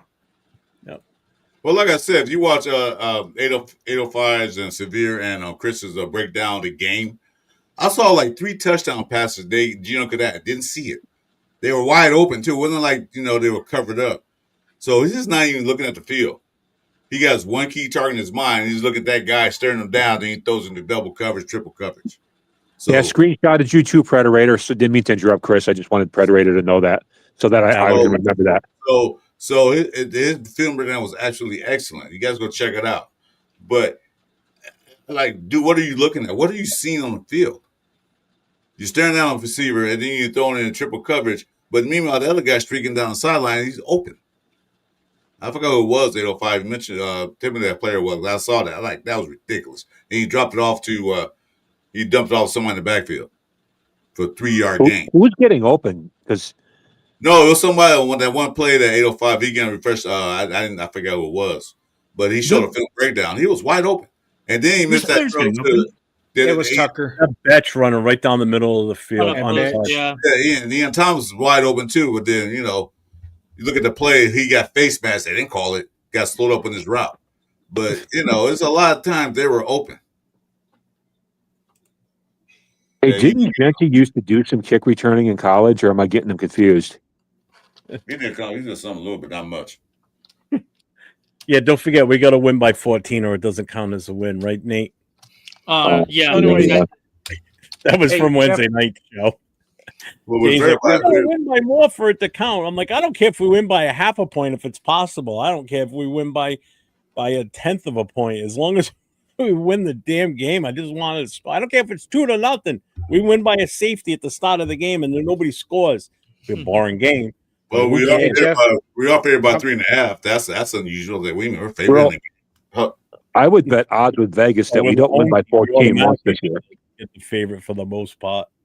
Hey, I'm going to check out for the rest of the night. If you guys are on at 3:00 in the morning still, that ain't happening.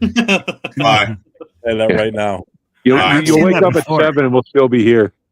But then again, once again, tomorrow, just a reminder for everybody, tomorrow, Last Call podcast, myself, Jeff, Christopher Raiders. No, I'm not going to be there. I got my pink slip today, so I'm not going to be there. You got fired on your day off? Yep. Fired himself. He's HR. He's fired himself. I laid myself off so I get that unemployment. Don't make me drive down to California City myself. You won't find me. Yeah. So, anyways, gentlemen, you see Will 5 messages in the chat. Talk to you guys later. Yeah. All right, Jason. See you later, brother. Guys, I would bet odds with Vegas that we don't have a 14-point win this whole year. Yeah, I would not. You're right. No, I disagree. We have 14-point win in practice. Yeah. Well, according to Pete Carroll, a game is practice. We will so- beat our own defense by 14 points. Yeah, That's in what we'll do. practice. We'll have a scrimmage game with some high school team. We'll I beat don't them by even think 15. we could Probably beat our lose own- that I too. don't think we Probably can lose beat that too. ourselves in this room if we're that bad. We'll play someone from Snoop Dogg's football league, and Yeah, we'll go beat against them by 14. go to We get a bunch of We'd kids. probably lose to Bishop Gorman. Yes, Chris at the Slauson line. I Hey, ain't been there. Snoop has gotten a lot of people into the NFL. Yeah, you did. I haven't been there in years, Prairie Red. I don't know if it's still there. I don't know. It's been long since I've been there. I know you're talking about Slauson Wall Swap meet. That was that. Yeah, don't forget the game's a practice. It's a process. We're they need to practice while they're out there in the middle of a game, in the middle of an NFL season. But we're still practicing and ensuing confidence. I don't know what kind of confidence anybody's got right now in this fucking team. No, I only know about the Slauson Yeah. swap meet from rap songs. Just so you guys know. Oh, yeah, that was a play. That was a spot. All right, listen, just to address the fantasy football aspect of this weekend's game between us and the Titans, if you have anybody, if you've got anybody on our team that's a skill position player, except for Gino, like Michael Mayer, I would definitely put him in if you've got him on your roster if you don't have a better option at tight end. Ashton Genty, I would definitely start this week, hands down. I'd even give Moser an option as like a flex at some point because he may still get you some points. Because some leagues, depending on how many owners you have, you're going to be thin at running back. Wide receivers, the only one I would trust would be Jacoby. But the one aspect of this game that I would definitely seriously consider if you guys were to look into it is this could be the week to start the Raiders defense. If they're available and you don't have them, this would be the game to pick them up. Because I think our defense is going to do extremely well against their offense. The Raiders always have one really good special teams performance during the season for fantasy, and I think this is the game. If you look at the rest of the schedule, this is the one. I'm telling you, I think this is the one if you're going to do it. I agree with you, Jeff. Hey, Leo. If you're in a 20-man I agree with Leo 100%. Leo. 20-man Leo, league, for the first time, I signed up for that prize pick. My name was. I signed up for that. I was just messing around to see how I did. I picked Genty for 67 yards, 67.5 yards. That bastard got 67 exactly. I picked Gio Smith to get 9.5 yards on the run. He got what 8, 7. So I'm done with the Raiders, man, and all that shit. I ain't pick no more prize picks. Cost me $20. If you look at if you just look at projections, the Raiders defense is projected to do pretty damn well this week. Listen, it's a rookie quarterback. They've got really no running game. So you just stuffed the line. If we can, It's the Raiders. What happened to the last time? Yeah, you we're played the Raiders. What happened to the last time you played a rookie One quarterback? great spot that we've had every game this season has been our defense. I'm telling you, they're going to light it up this week. Mark my words. You think Coons will have 4 sacks? Yeah, we said the same thing with the Bears too. You know that, right? That's what I said. When's the last time they rookie Yeah, but quarterback? look at the game Max had. Yeah, he had a great game, and we still lost. Yeah, but that wasn't the defense's fault. That was the offense's inability to do anything. Now, I think Jeff's right. This is a good week to start the Raiders defense. I don't If you trust can you. do that. Tennessee's that bad, dude. Their offense is horrible. Well, they won last week against the Cardinals. So What is Tennessee's line like? Is their O-line bad? They're horrible. the old Their franchise, whole line is horrible. the old franchise is bad. I mean, you could get lucky with Tucker, but I wouldn't trust him. I The only wouldn't reason I wouldn't start any Raiders offensive players right No, Except- Geno Tucker isn't going to That's get the too only much up. person- I mean, Flyer on Moser, but if Brock Bowers was healthy and playing, then hell yeah, you don't take him out of the lineup no matter who they're playing because he's just that good. But the problem is, Gino can't get the ball to anybody. That's the problem. Yo, he can get the ball to him. He get the ball to the wrong players, but also Yeah, he's just gonna fight for it. Yeah, Every receiver's gonna fight for the fucking ball. yeah. It's I mean, completion like- record. I got a His question for you guys. completion record is good if he count the interceptions. So he's doing really well if he count the interceptions. I got a question for you guys, man. Like your expert opinion. If Geno does throw those 3 picks in the first half or whatever, and if he gets benched, Will that also trigger Pito to move Meredith over to where he should be and put JPJ back in center? I No, don't think JP. So I don't think that's going to trigger that. that's not going to do that. And if you say if, I'm like you said the question, if he's benched. If he has 3 interceptions, his ass better be on the bench. Yeah, There's really. no question about that, right? But here's the thing. With Jordan Meredith, it's a totally different spot. Totally different position. Like, there's going to be something drastic's Yeah, going to but have to people happen. are going to there. be calling for all kinds of changes, that being one of them. I think if Gino gets benched, it's going to start a domino effect of other changes.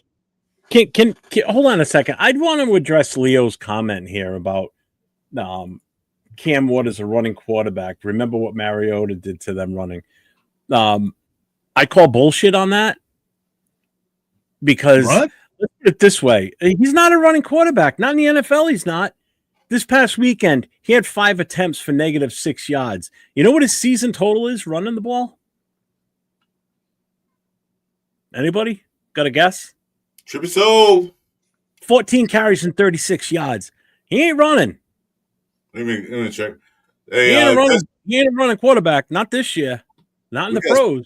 we got special guests coming to the show. This is Timu Kettle. You'll know when I say it. what's up, brother? Welcome to the stage.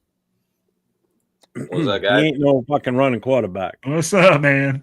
Oh, you're the one that just said you wanted to get with my show, right? Trippy Soul? Yeah. Yes, sir. Yes, sir. Yeah, I appreciate that, brother. Of course, man. Everywhere I go, they call me Kittle. So Yep. Okay, kiddo. Yeah. Very cool, I- man. I got He's called been on. Kittle He's been about on. 3 times. Yeah, he's been on with Chris and us, Chris and myself before. Yeah, great guy. Yeah, cool dude. He's a Steelers Although- fan. But he's cool. Yeah, He's cool. although he's He's a Steelers fan, he's still cool. All those Steelers fans. So. So what's up, man? I haven't seen you in a while. I haven't even seen you in the chat. You know who's missing? And Yeah, I we're playing talked to him. this weekend. He was on Tuesday with our chat. I jumped a different guy. What was his name? Not Chef. I forgot. Marcus Banks. Oh, Not Marcus Banks had been there. I'm talking about the other No. guy from Denver. Oh, Randy. Yeah, Marcus. Where's Marcus been? And we're playing the Titans this weekend. I would have thought he would have showed up. Yeah, I no, always it's been forget a while. he's a freaking Italian. So you Haven't guys seen got him at Titans all. Haven't seen him in represented. months. Guys, I'm gonna hang back. I'm gonna hang up and come back in on my other phone because this one's dying. All right, man. All right, man. Yeah, Marcus Banks is the only moderator on my station that's not a Raider fan, but he's a cool guy. Really cool guy. Nice call. No, we had some good talks earlier this year when he was on with Randy. Randy and haven't seen Randy in a while either, huh? He was on our chat Tuesday. I told him hey, when you come in Friday night, so I don't know if he is or not. Ah, Yeah, it's been a minute since I've seen Randy in here. yeah. I haven't seen it. Well, the Tuesday night show you're talking about, that's the one with you, Jason, and Chewy, right? Yeah, he was in the chat there. I told him, hey, man, you got Friday night show. Make sure, hey, try to come in. I ain't seen in a while. So, what do you guys think about Genty having more rushing yards after contact than total rushing yards? Our offensive line is trash. That's Yeah. exactly what that means. That's what I mean, Jeff. I mean, like, Much. bro, you could sign up Jeff, Chris, myself, and LV Raider over there, and we would have more rushing yards in one game than we have with this offensive line that we have right now. And that's sad, bro. That is sad. Throw me in there. I played right guard in high school. There we go. Bro. Hey, with the amount of money that they're throwing around, sign us up. We got centers, we got pulling guards, we got everything. I'll do it for a mill, dude. I'll do it for a All right. mill. So let me ask you this, though, man. I'm like you're seeing this team from the outside in, right? When you Correct. see Genty with only 19 carries in a game, It bothers 19 the fuck out of me. months. So does It that bothers make any sense to you? No, it makes zero sense because when you look at Genty throughout his entire career, starting from his first year of high school, he's been nothing but a fucking workhorse. And people say, well, he might get injured, this and that, because of all the, endurance he's had to endure. But when you look at a guy like Derrick Henry who rushed, he still hasn't broke his fucking high school rushing career. Like, he ran for 13,000 yards almost in high school. And he's just now almost eclipsing that in the NFL. Mhm. People who start off running like that, I feel like it builds a sort of resilience that people don't understand. Like Cam Scadaboo, you watch him. The dude used to put on his shoulder pads as a kid and run into fucking telephone poles. Mm-hmm. Yeah, and look at him now. Like He was doing that last night, man. He looked amazing last night. Hey, he did. three tuds, 19 for 98, 5.2 average. I mean, come I got him on. on 2 of my fantasy leagues. He did wonders for me yesterday. I loved it. I feel like if you guys were to trade start Pickett, I would say try it and opt for a 3-team trade with Geno and a 4th-round pick, and pick up 2 upgradable offensive linemen, preferably the interior, because that seems to be the most issue with the Raiders line. Because anytime there's an interior run with Genty, he just can't go anywhere. No. No, because look who's blocking for him, especially on the left side. You got Parham, who's as useless as tits on a bull. Oh God, Wow. that might be an understatement. I'll Parham be and right back. Tapper could have a contest for who sucks more. But Will, you gotta look at it this way. Mhm. Genty should have at least about 20, 25 carries a game. I say I agree. Okay. The one Minimum. thing it doesn't get that many carries is that we get behind the game. So once we get behind, it turns to a passing game. Correct. But they don't use him like they should use. Like that first drive was excellent. It was all scripted. It was excellent. Using the passing game. He ran a couple of good runs. But then after that, after we bogged down to the 3-yard line, could get a touchdown. And then when they come down and score a touchdown, then we got behind the 8 ball. So now it turns to a passing league. Then Geno Smith thinks in his mind that I got to take over to save this team. And that's where we fail at. We can't rely on one person to take us to the promised land. It takes a group effort. So Geno think, hey, we're down. I got to throw the ball 50 times in the game. Yeah, but you're doing like 8 interceptions, dude. Stop. What got down the field for that almost touchdown was Genty running the damn ball and catching the ball off that backfield. It wasn't Geno throwing big passes. He had one pass or something like that, but it was Genty running the ball, catching the ball. So they got away from that and left up to Geno Smith to carry us to get that lead back. And what did he do? Interception. Fail. Third now. 3 downs and out. So that got to change. If it's not broke, why are you gonna try to fix it? I mean, it's the same thing when you watched Trey Tucker catch 3 touchdowns for fucking 40 yards or something like that. 145. Play action, pound the rock with Genty, deep ball to Trey Tucker. It's simple. Yeah. If it ain't broke, don't fix it. They got stops that run early in the game. I understand what they did was scripted, but they got stops that run the game. If he can't run inside, then make some plays where he can get outside around the tackles. I know our left tackle don't do too good. Our right tackle is not looking like I thought he would look this year. He's kind of taking a step back. What do you think, Nate? Do you think he's taking a step back? Yeah, he taking doesn't it look back. good at all this year. DJ Glaze. He doesn't Oh, look DJ good at Glaze, all. yeah. He's been getting blown up. Every single game he gets blown up at least one time.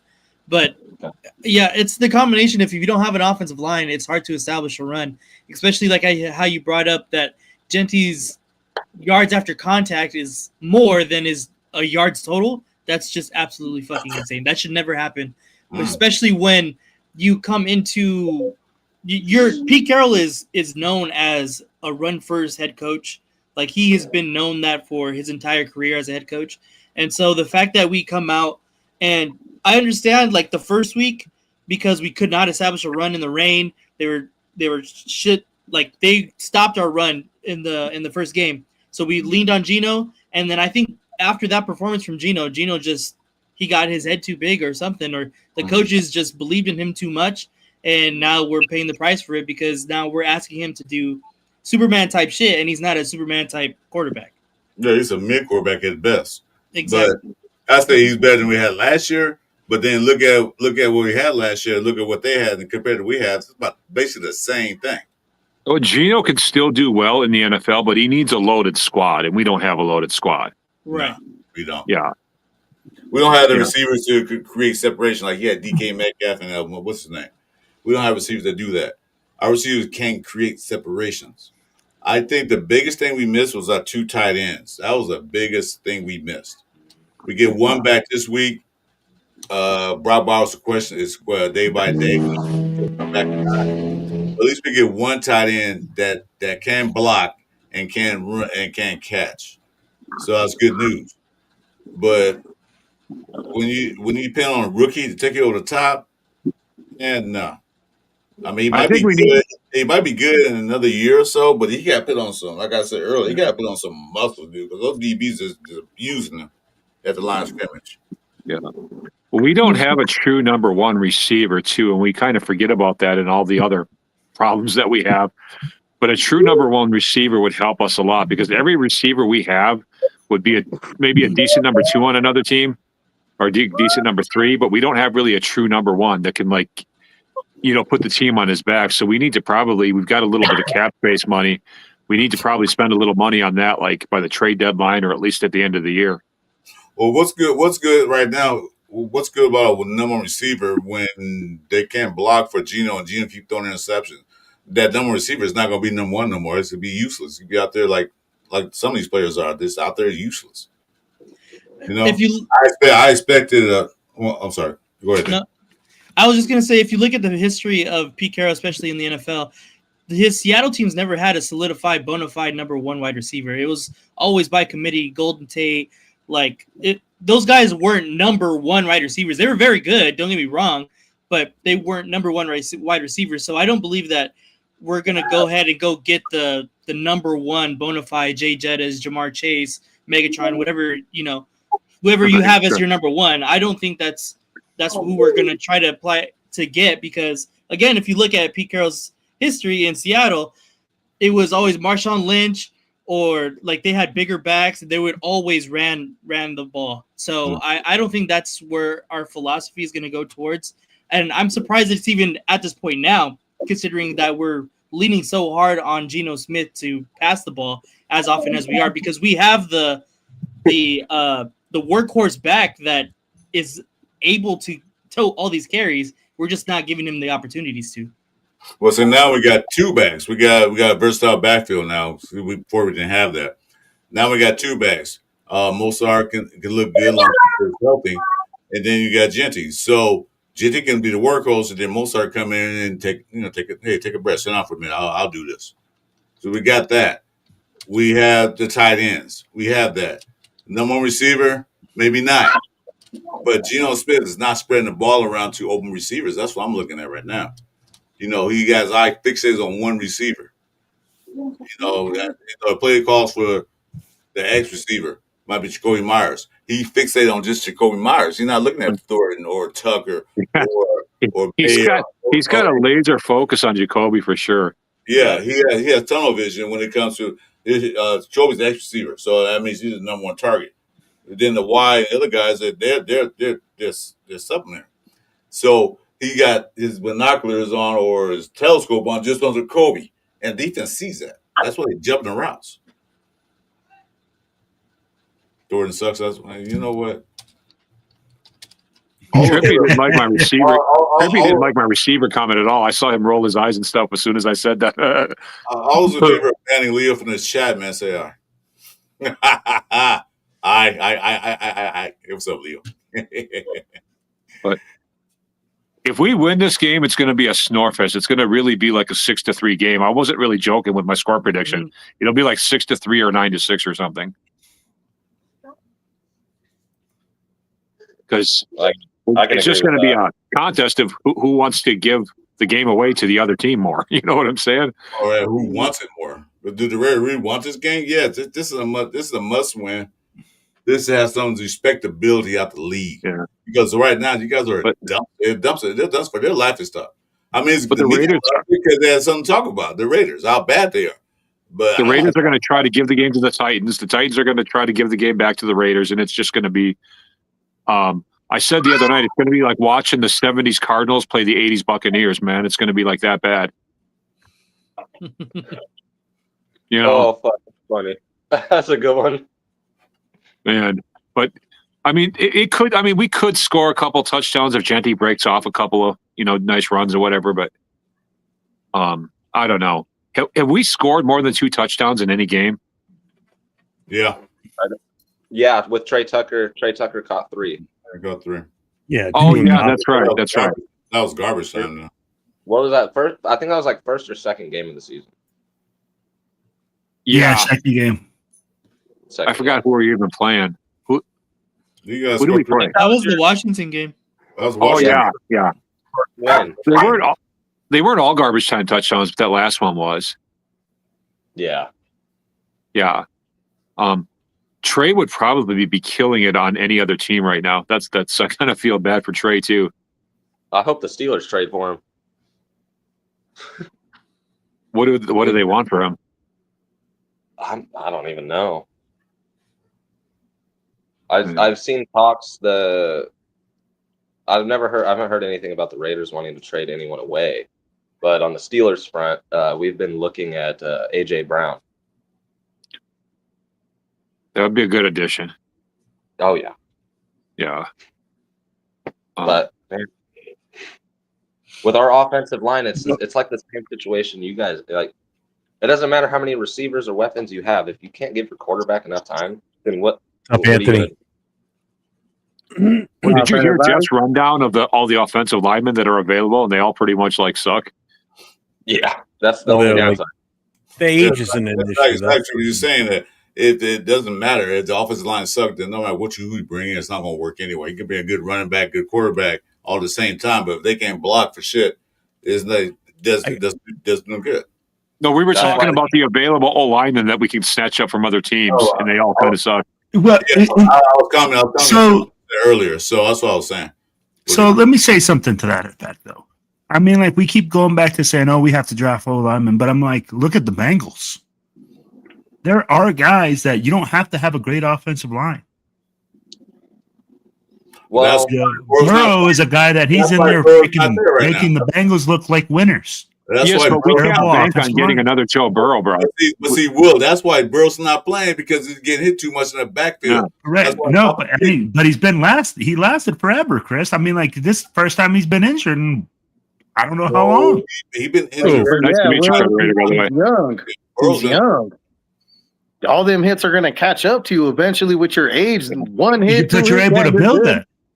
You're able to build around that. You Wait a minute. got Who time. did you say hasn't been hurt in a long time?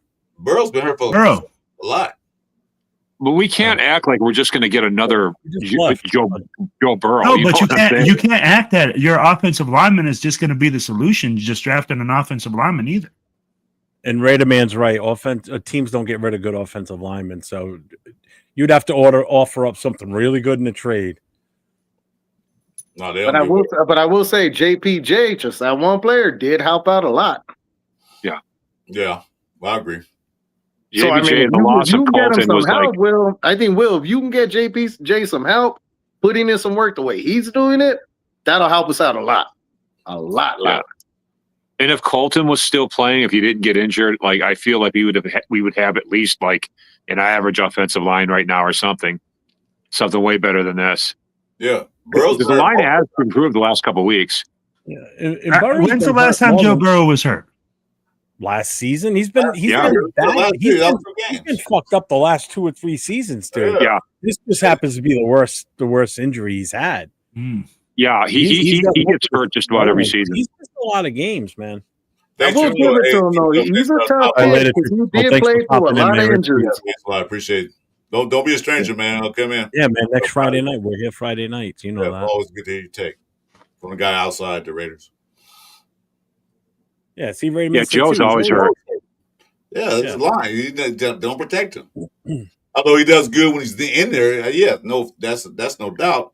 But he always I'm getting sure- hurt. I'm sure he was happy when Kappa was gone. Oh, I'm sure he was No. like, yeah. And then Well, bang, he was gone with pretty he much a probably- season-ending injury. How He on probably earth did we don't end care. up with Kappa as a starter, bro?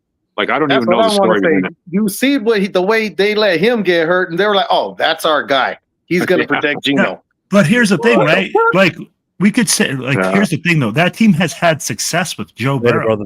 Popping in, Yeah, appreciate that's it. true. That's true. That team has gone deep into the playoffs with Joe Burrow and that offensive line being just like that. But he also had receivers. But yeah, That 100%. they've got star receivers He too. also had receivers. Let's keep 100%. that in mind. And a decent running game. So That too. Yeah, I mean, like he's got some stuff around him that he can work with, and he's young enough to evade a lot of those D linemen. But Geno isn't, and that's the difference. No, but when we're talking about drafting a guy, we're talking about going younger, right? We're not talking about Geno. Now. We're not talking about Geno's a completely different guy. Yeah, but like I was telling you before, the chances of us getting another Joe Burrow is pretty much next to nothing. I get you, but how many times have we busted an offensive lineman? Yeah. Hold on, but I want to say this. Leatherwood? You want me to tell me? Oh yeah, we drafted Leatherwood. We drafted Cleveland Farrell, a defensive lineman, Cleveland Farrell at number 4. I mean, you're draining all the hope from me, right? But I'm just telling you, I'm just being facts. I'm just bringing facts. You're making me feel hopeless when I'm like giving up or something. What? No, I'm messing with you, but no, you're right on that too. But Predator was going to say something. Go ahead, Predator was going to say something. Oh, I was going to say this. Hold on. Will. Don't bring Jamarcus Russell. Jeff, what did I say? Jackson Dart. Look what he did against the Eagles. I told you guys, our very first podcast, let's run it back. I said Jackson Dart. You guys said I was crazy as hell. Now what you no. I I never said no, because I always wanted Jackson Dart. So did LV. And the problem is he's doing good in New York because they got a better offensive line, dude. Their offensive line is fucking good. And they've got a bull for a running back with Scatterbo. So they got a different team. Their offensive line can protect him. We wouldn't be able to protect him. He wouldn't. But also that same line and same team. Look what they did with Wilson.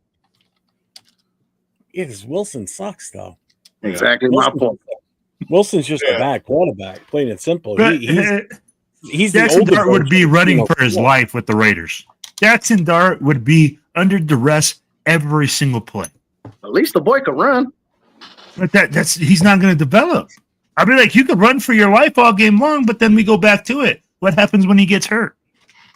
What happens if, I mean, like that's where we got to be realistic and be like, hey, you know what? If we do draft a quarterback in the first round, then we have to know that we have to get weapons and get people to get them the ball. The more we talk tonight, the more I think we have no real options for improving this team, guys. Well, no, it's not. It's just here's the thing: people want the solution to be one guy, one thing. There's more. Yeah, it has to be more than one. that. Yeah. No, it has to be several pieces that are working together. The coaching staff, the players, the way that you draft, everything like that comes into play when you want success for your organization. And we suffer in all of it. Tell me the last time you've seen first rounders or anything like that stick around. Ernest, just so true too. We are gluttons for punishment. I agree with you, Will. We struggle with the draft. We struggle with signing free agents. We struggle with signing coaches. We struggle with keeping our good players happy. Well, with that, like me and Jeff were talking last night. Look at Carr. In 8-9 seasons, 6 coaches? How is that a recipe for success? But look how many systems he had, but he did what he could do with what he had. And that doesn't even include like the offensive coordinators and everything. Man, Alex, he didn't really have a decent game foresight. 805 picked him apart too. So, but how many seasons would Carr find that connection with that one receiver? Look at Aguilar, Crabtree. He had so many receivers that he'd find that one guy, Waller, Renfro. What about when everybody was injured and he was winning games with just Renfro?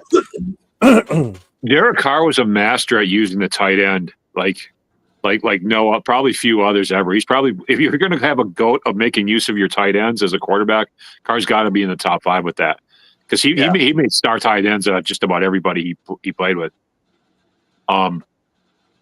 But we do have one thing working for us, like the fact of Pete Carroll being here and the fact of now Tom Brady being here means we have some star power here that might attract some talent.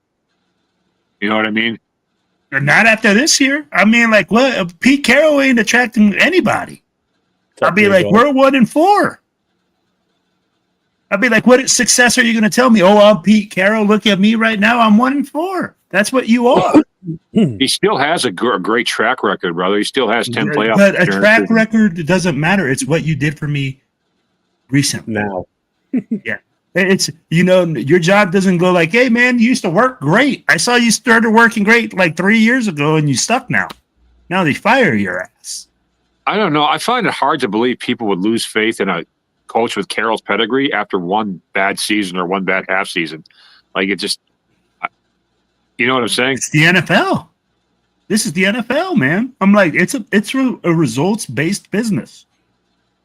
I'd be like, if you're coming in, and what did Pete say? Pete put it on himself. He came out and he put it on that press conference, and he's like, we're going to win, and we're going to win a lot. Yeah. Nobody else said that. I never won less than 10 games. I remember the press conference. So when you come out with that type of swagger and you're talking, if you're going to talk the talk, you better walk the walk. Amen. Well, there's still the star power of Tom Brady, and that should still be enough to attract some talent. You know what I mean? We're going to attract some flag football talent like no other, baby. I'm going to say this, but the Tom Brady thing, I think it's a publicity stunt and just more money in his pocket, because if that's the case, why didn't he do that shit in Boston? Why didn't he join New England? He ain't done shit for the Raiders. Like, I mean, let's be honest. How many Super Bowls did he win for? How many Super Bowls did he win for the Patriots? Okay. We got a super chat from Chewy here. He says, I'm down to see Brady suit up.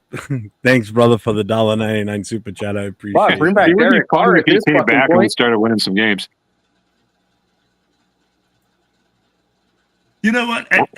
And I like what J-Dog just said right now. Like, he just brought this up.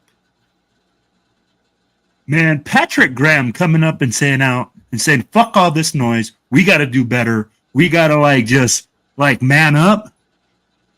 Tell me, why is Pete Carroll not coming out and saying that? It's because he's chewing all that fucking gum.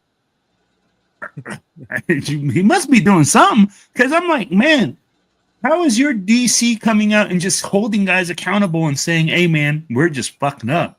We're not doing the right thing. We're not doing the fundamentals. We got to do this. But let's be real. How many years have we gone through with a QB in this situation? How many times have we gone through this year? Our defense kept us in there. Our defense have won us games, and our offense just don't do shit. Get ready, man. Yeah,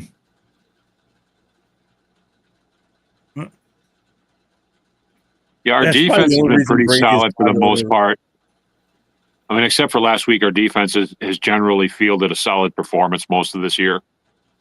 Hey, man, I want to know the last time you've seen a defense hold it down when freaking the other team gets the possession on their side of the ball 5 times. Or on their side. The Raiders in 08, 2012, 14, 05, 89, 92. Like I said, it's been our defense, bro. Our defense has truly always been our weapon. Let's be honest. Did you say 89? No. Yeah, I was throwing random years out. You're going back to before some people on this panel were born, man. Damn.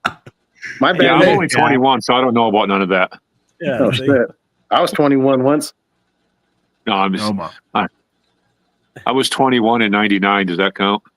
Damn. Yeah. I'm getting up there for sure. But that's not factual either, because if you think about it. Wait, hold on a minute. I'm 21 also. I just have 41 years experience behind. Yeah, absolutely. Absolutely. But, I got you. You know what you were saying though, Predator, honestly, when Derek Carr was here, it was always the offense that was good, right?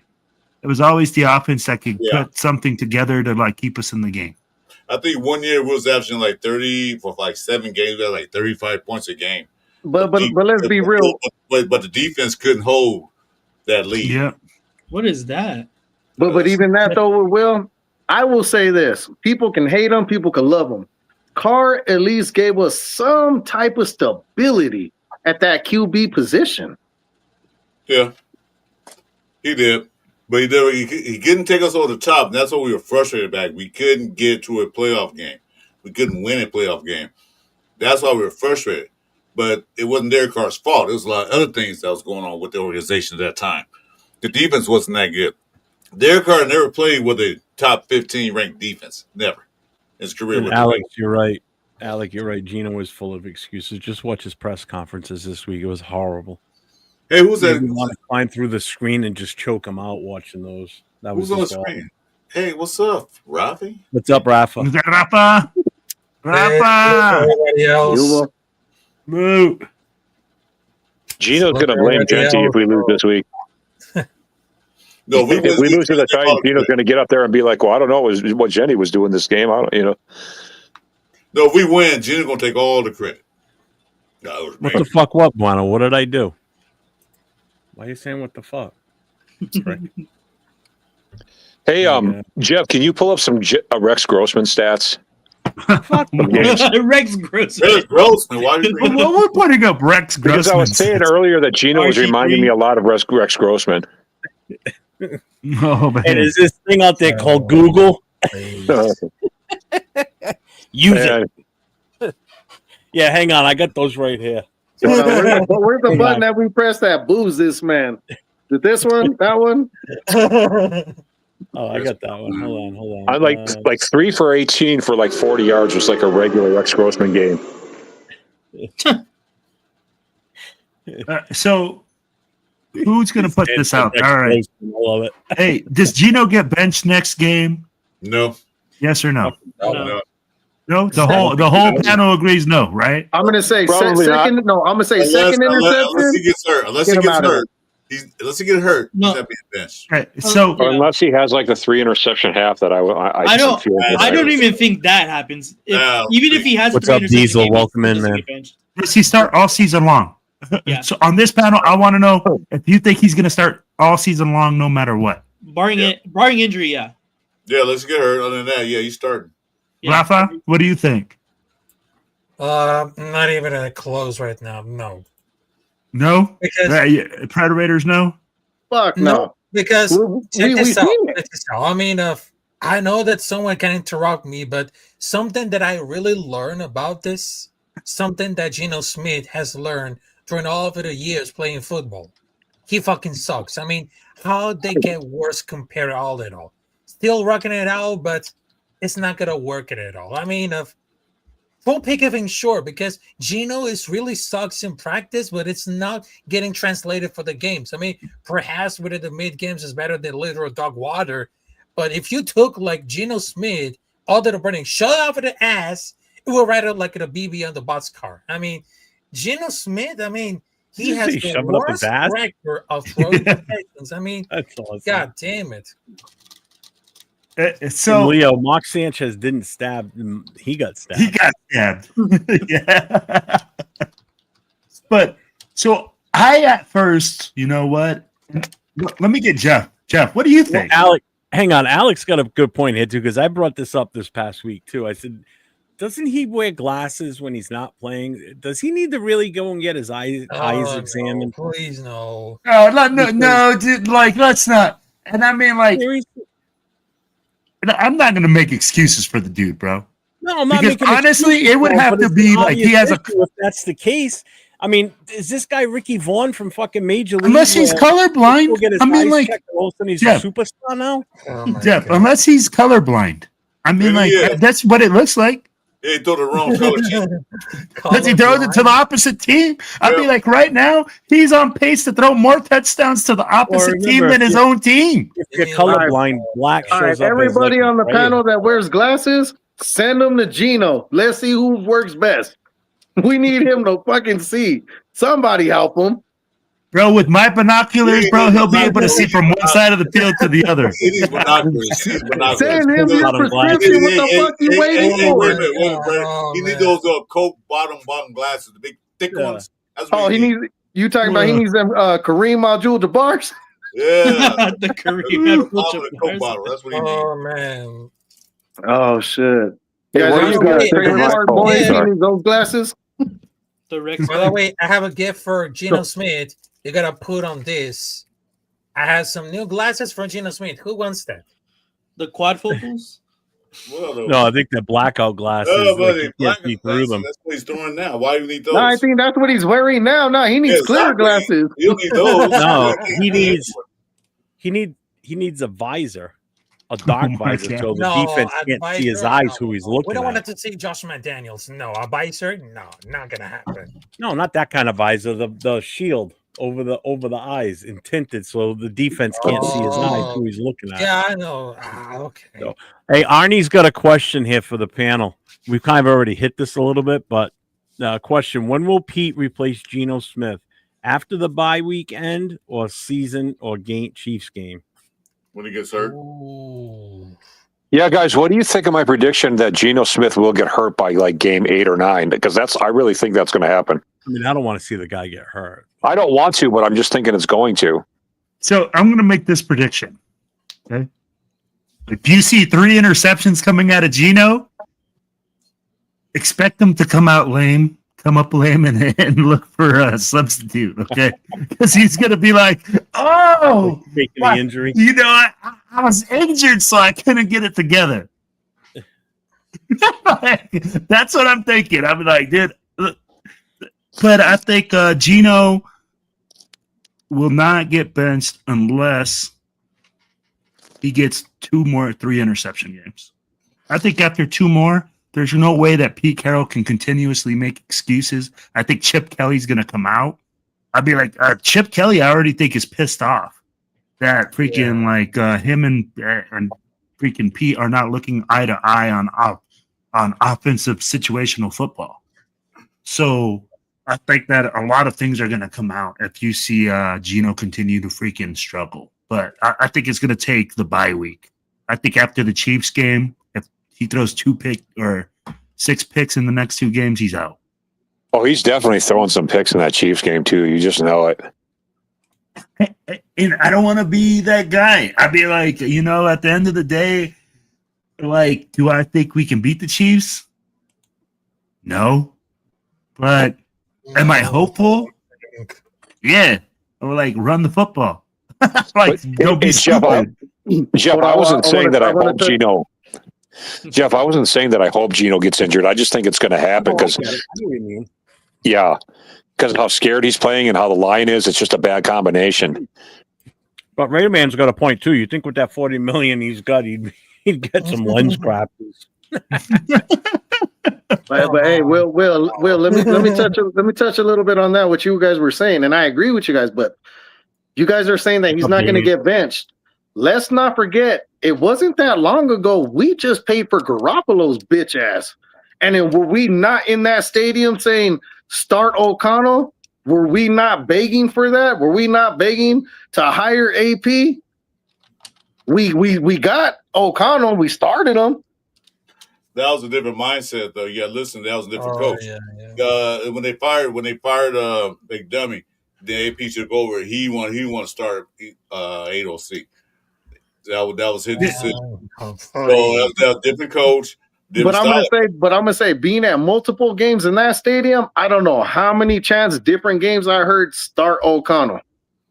Yeah, no. Here's the thing, though. Here's the thing, though. I'm gonna say it like this. Please. This organization will never have success if they keep listening to the fans. You hit it right on the spot. And I'm going to be 100% with that. Success isn't going to come from listening to the fans. They listen. And I mean, like, when you think that AP hire, they went and did a bunch of research on a bunch of other coaches, and they went like, oh yeah, AP's the best qualified coach. If you're telling me that AP was the best qualified coach at that time, I'm seriously having to look at what research you did.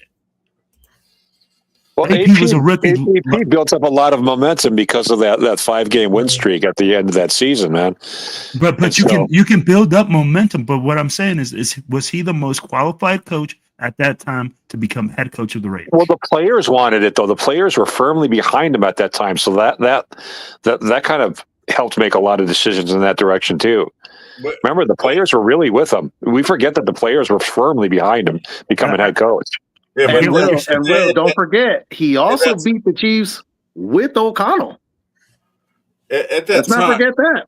At that time, when they fired McDummy, what coach out there was available to come in mid-season to take over the Raiders? I mean, they could have got somebody else, maybe an offensive coordinator that was there already, but they fired him. He was the interim, Chris. Then you had to hire him the next season. No, And in that offseason, you have to hire a coach. I know. I'm talking about when they brought AP do a mid-season when they fired McDermott.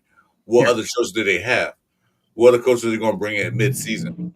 No. Don't forget, we got Rick Bisaccia the same way. All the season they didn't have to hire AP. Remember, they do Bisaccia that way. They didn't hire him, so they didn't have to hire him next year.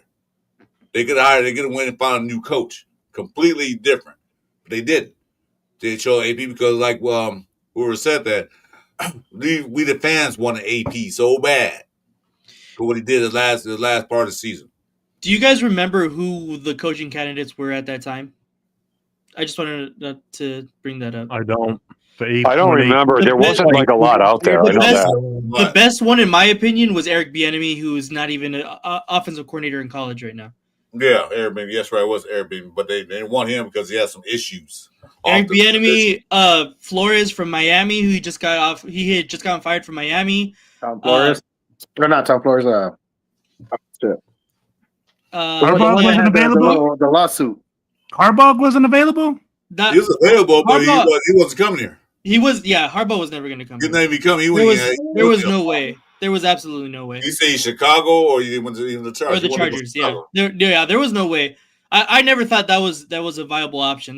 That's why I bring it up, because there was legit nobody else out there that you could have confidence in, especially with the guy who just came off a 5-game win streak, who has continuity already in the locker room, and the players obviously want them. The players and the fans were begging for him. The Raiders' hands were essentially tied. Like, there was no. Yeah, correct. I'm not disagreeing with you on that. But what I'm saying here is, did we have success? Absolutely not. So listening to the fans did what? Listening to the fans brought you what? Exactly. Another fucking loss. Yeah, but another last year. We were catfish into that season. We were catfish. Yes, we were. Chris, I agree. We were catfish for sure. Because we saw what AP did, how he lifted the whole team up, the whole fan base. We was all excited. He got catfish. But what they didn't do is help AP out by getting a decent or good coordinator. They didn't do that. They kept Patrick Graham. Yeah, he did his thing. But they didn't get the players neither to help them out. They did draft a few players, but they didn't get them out. And people talk about Tom Telesco. I think they did a hell of a job in the draft. Those three guys still playing. When was the last time you can say that one of our GMs drafted the first 3 picks and they were starters? Still playing. Not many on the Raiders side anyway, at least. So Telesco wasn't a problem. It was AP experience as a coach was a problem, and the players they put around him, and his hands were cuffed when he had to start benching. And damn well, me and Jeff talked about that. We saw his face, especially when they started Minshew. He did not want to start Minshew, but then Minshew got hurt. What did AP say, Jeff? We got a quarterback back. So his hands were cuffed. That's why he couldn't succeed. I'd be like, we couldn't succeed when we decided not to give Kingsbury an extra year. That's exactly what that's I true. too. That's true. To be real. Leo's upset, Chris. You used his term catfishing. You can't use that. Leo, catfish been around, man, before you were born. Shut up. I'm telling you like this. Hey, Leo is the king of catfishing. Guys, he is not 6'3". Don't believe it. He's not 6'3". I know some of y'all think he's like 6'3", like 240. Looks like a linebacker. Hey, I'm fine. He's 6'3", but he's 6'3", but you got to invert the numbers. He's 3'6". Wait, who said the 240? I look down. Hey, what's up, Leo? Hey, salute to Leo. So, Jeff, I want to ask you something. Jeff, I want to ask you something. Go ahead. Okay, so every week you predict this 30-point score for the Raiders, right? Gosh. You're gonna stick with it until it happens. We'll get 30. I want to ask you, if we get 30 points against the Titans, how do you see that playing out? How does that happen in your mind? How's that happen? 4 touchdowns. Yeah, but how does it? Does Jetty get 2 and the Trey get 2? Sorry, 5 touchdowns. It's fine. Genty gets 4 points and a safety. There we go. It's 30 points right there. Genty ends up with 3 touchdowns without a doubt. Mostert. How many touches does he have to get? How many touches does he have to get 3 touchdowns, Jeff? 20 to 25 in that range. What he did a couple of weeks ago. Yeah. So Jetty gets a couple touchdowns, and Mostert gets one. Is that what you're saying? Mostert gets 2, I think. Oh, okay. That's actually possible. Because I don't count the receivers getting any touchdowns now with this fucking offensive line and It's quarterback. possible if they hand the Absolutely ball. not. If they hand the ball more than 20 times, shit, it's possible. I agree with Jeff because I think on that line right there when we're trying to punch it in for that TD, honestly, I think Mostert's the one to do it. Gentry, he tries to dance around too much on that line, as in just punching in a straight line, like get in the fucking just go.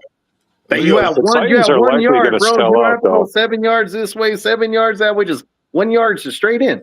Punch that bitch in. Hey, Leo, put the Henny down, man. I think you're a little drunk.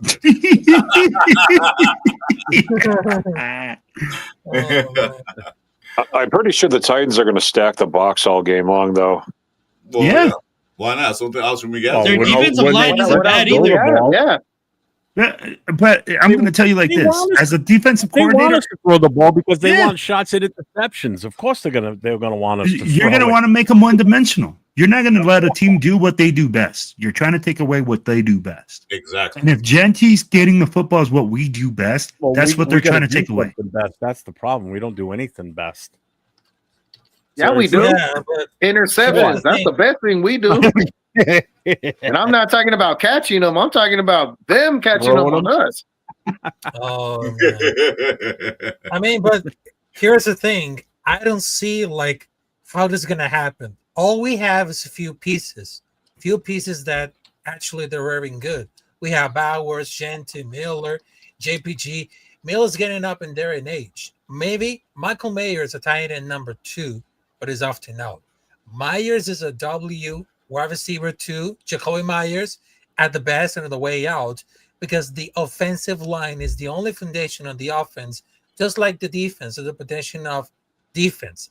Without it, you don't have any much crap they're witnessing, because what we have are a couple of skilled players without the ability to use them properly and get the fuck best out of them. Because why? We have no foundation at all. Genty looks like he'll be a stud.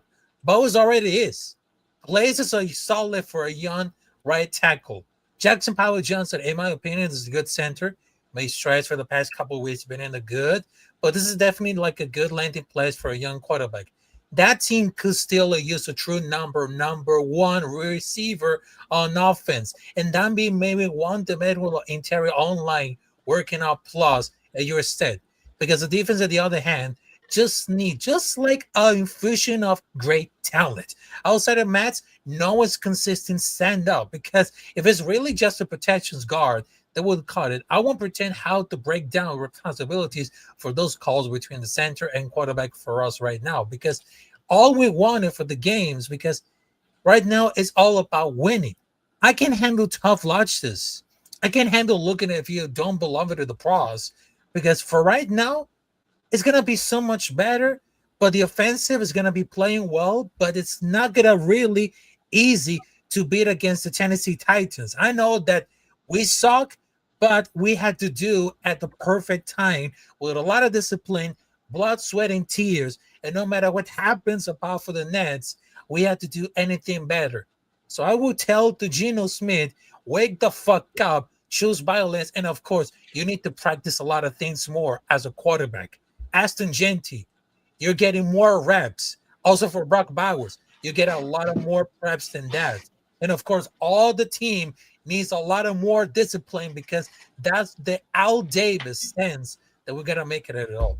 Or sooner or later, we're going to do like something, everything else. Or it's too late, because I don't want it to waste another time to losing like another L coming up there. We're the motherfucking Red Nation, because we'll handle the situation. Sooner or later, we get a lot of things better. I agree. Well said. I want to bring up. But let me touch on that though. With Myers, do you think Myers is playing the way he's playing right now because he didn't get that contract he wanted? No. No, it's just because Gino's doing Gino things. I'd be like, well, like you can't throw the ball through yourself. Amen. LB, go ahead, bro. Oh, I was gonna say what Edgar Sosa is saying. I want to touch on it. Like, if we do end up losing to the Science team, what is your guys' thoughts after that? What is the plan after That's that? the breaking point to make some changes. That's the breaking. I almost hope we lose in that sense, because that would be the breaking point where fans are going to demand changes, and they're going to have to make a bunch of real changes. You know what I'm saying? So what changes would you make? Well, I would put JPJ back at center where he belongs. First of all, I think that alone is going to help a lot of things. As far as the other things, fire Brennan Carroll for sure. Just get him out of there. I don't know who we bring in, or if somebody wants to take over dual duty or whatever. Those are my main two changes. The rest, this is such a mess, I don't even know. But whatever changes we need to make with the rest of it, but certainly Brennan Carroll and JPJ back at center. Okay. Nate? To me, I honestly have no clue. At that point, I know, like, not even just us, but Raider Nation in general is going to be asking for heads on a silver platter. Whether it's Geno Smith, Chip Kelly, even Pete Carroll, I think the seats are going to get extremely, extremely hot after that if we end up losing this game. Because I don't think, even if we lose, that changes are going to be made. Because if changes were going to be made and we were going to evaluate talent, we should have started that this past week, where we were the entire fourth quarter, it basically meant nothing, and we kept Geno Smith out there. Like, why not give Kenny Pickett a shot? He hasn't played in any preseason games. He hasn't played in any regular season games. We haven't seen him as a Raider, not once. So, what if we're already practicing, like Pete Carroll said at the end of that game? Why not practice with people that haven't been in game time situations with the team? That's what I don't understand right there. We're still in practice mode. Exactly. Per Pete. And if Geno Smith is the long-term answer at quarterback, your long-term answer, whether that's the right decision or not, you're going to keep him in a fourth quarter game where we're down by 30 plus points and potentially getting him hurt. It didn't make any sense. Plus, Ashton Jeanty midway fourth quarter was already out for the rest of the game. They pulled him. So why are we not evaluating talent at that point? Those are opportunities that you have to take to, okay, let's bring in the rookie guard tackle that we brought in. Let's bring in the guy we traded for at quarterback. Those are the opportunities you have to take to see what you have for the future of this team. Because if you're going to stay here for the rest of your contract tenure, you have to look for the future as well. We can't just be all about this season right now, because obviously it's not working out. That's what I said, Nate, Tuesday night. I said, okay, we're getting our butts kicked. Why don't you bring in that Grant left tackle, see what he got, let him develop, let him get some of those reps against a real team, not preseason, against a real team. I know the Colts were playing that hard at that time, they were just still, but the thing is, bring in Caleb Rogers, bring in Grant. We're getting our butts kicked. Let's see what they got. We're not coming back from this. We're done. Bring in Pickett if you have to. Bring in all these other guys that you have on the bench that's not playing, because go and develop them now. Why wait? It's already lost. Because a lot of teams, when they get blow teams out, they bring in their second, third string in. Yeah. Just give them some reps. We didn't do that. Nobody. So Yeah. I gotta address Leo's question. How do I feel about JPJ at center? Fuck no. Keep him right where he is at guard. Keep it as I like it. You stay right where he is at guard. So much better there than. If I would say to Jackson Powers Johnson, stay on your fucking original position as a guard. Your experiment as a center has failed. Go back to the original position as a guard, Jackson Powers Johnson. If I was the coach, I would say this: Jackson Powers Later, Johnson, Gio. Thanks for stay popping in, man. on your fucking position. That's the thing, though. I mean, like, it's not that he did a bad job at center. It's that like they want to use him at guard, and that's perfectly They fine. thought he was a better fit at guard, and I tend to agree And with that- him after yeah, watching him play that. Yeah, and he's that's where like actually- the Chip Kelly thing came out, right? When Chip Kelly came out and addressed it, he came out and he said, "I like the body type. He's a gorilla. He's a pounder. His aggression is all about being a right guard." He really clarified why he wanted him there in that spot, Yeah. and when he talked about the way he did, clarified that, right? No, even Adam Butler, man, said that damn, he can be all pro guard. He even said that. So Yeah. I mean, if he's good at guard, let him stay there. He might have been in center, but I look at him playing guard play, he's not bad at all. And he gets out. He gets out in the field. He blocks. He's a bully. He's a bully. And that's what we need. We need more guys like that. We need to replace Parham with a guy like that, and perhaps Glaze too, because Glaze is kind of slipping up these past few games. You know what's sad, guys? It's exactly what I don't know. It says here, Real Talk Raider Nation just said by week 6 we're already talking about evaluating players. Hold on. Who put Raiders? Oh, but My boy Bueno.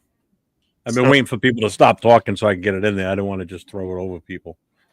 Okay, so we're talking about week 6, right? And we talked about why we're reevaluating players at in this game. It's sad to say that Pete Carroll thinks that our quarterback is warming up in the fourth quarter practicing after throwing 3 interceptions, getting more reps. Talking about he needs more reps. He needs practice. Motherfucker, in week what? He still needs practice? You're a starter. You've been a starter for the last how many seasons? Remember Pete How Carroll? many years he been in the league? What do you practice for? Stuff like that. What is it? He's Remember Irish. Pete Carroll's presser? Remember Pete's presser before the season started? How he said, 9. we don't know how the offensive line's going to be. It's a process. It could be this week, could be next week, it could be months into the season. He said week 9. I remember he said that. You was pissed, and I was pissed. Yeah. Like, what the fuck? So if he was thinking that way with the offensive line, he's thinking that way with just about every other player on this roster, to be honest with you. That it's an evaluation process into the season. Instead of letting these guys pick who you think's the best, try, to do something different. What the fuck, man? Well, see, like I said before, Pete Carroll's first year team has not always been that good. And they can attest to that. When he got to USC, he wasn't that good. He was decent enough to get to a bowl game. But then the next year or so, they go into a championship. They in the championship. Same thing with Seattle. He wasn't that great when he got to Seattle. But 805, it's not only rough for being a Raiders fan, it's rough being one of your kids. Those poor kids ain't getting much candy. They got candy week 1. They haven't had shit since. I feel bad for them. well, Anybody that doesn't know, 805, in order to entice or get his kids to be Raider fans and such, when the Raiders win, they get candy. He lets them have some candy. So these kids have only gotten candy one game this year so far. So the kids are getting ripped off right now. They're dying for Halloween. really? That's all I know. Now they got good teeth, no cavities. So there you go. It's a good thing. They get no cavities. The dentist loves the family. Actually, no, they hate the family because there's no cavities. There's no extra dental work. But these kids can't wait for Halloween to come. They're like, the only way we're getting candy is Halloween. We ain't getting it because the damn Raiders suck. Oh, Raiders probably lose that game too. Hey, so guys, I'm going to cut out, but I wanted to thank Jeff for having me on, and I wanted to thank the rest of you for conversating with me and stuff like that. So, guys, it was a great conversation tonight. I'm still going to listen. I just have to hang up. Hey, let me know when you do yours. Let me know when you do your podcast. I'm actually getting ready to cut it. I don't know about you, Chris. I'm ready. Yeah, Predator, I will. Predator, I will. I just started drinking, man. Why are we cutting it now? Because it's 2:30. I mean, we're right on. I just started drinking. Actually, the ginger ale. I'm not drinking hard. Yeah, he told you better go get another Dunkin' Donut.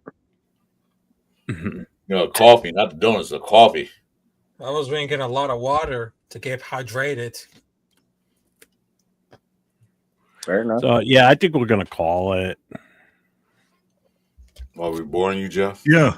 Jeff. No, I mean, how much more can we keep beating up the same damn subject at this point? Can I get your keys to victory? Can I get your keys to victory versus the Titans? Let's see that. I'm like, we haven't talked about what we got to do to beat the Titans. Let's end on a positive note. We've been with a lot of negativity today. Just run the ball. Like I've said Wednesday night, and I said it last night when Nate and I were on our show. The only time I want to see Geno Smith touching the ball is when he's handing off to Genty. I don't want him throwing it. I want him to take the ball from Meredith, give it to Genty left, give it to Genty right, give it to Mostert left and right. Don't let if the ball goes above his waist or comes up by his shoulder, somebody better fucking tackle him on our own team. Don't let him throw the ball. I'd rather take the fucking loss and throw him an interception. Yeah, JPJ, you go for a pass. Tackled by JPJ. We know we can tackle. He got 2 tackles a couple of weeks ago, so we know we can tackle. You want somebody to pull the Bobby Boucher. Exactly. Ashton Genty with the 2-yard loss. Good sack by Ashton Genty.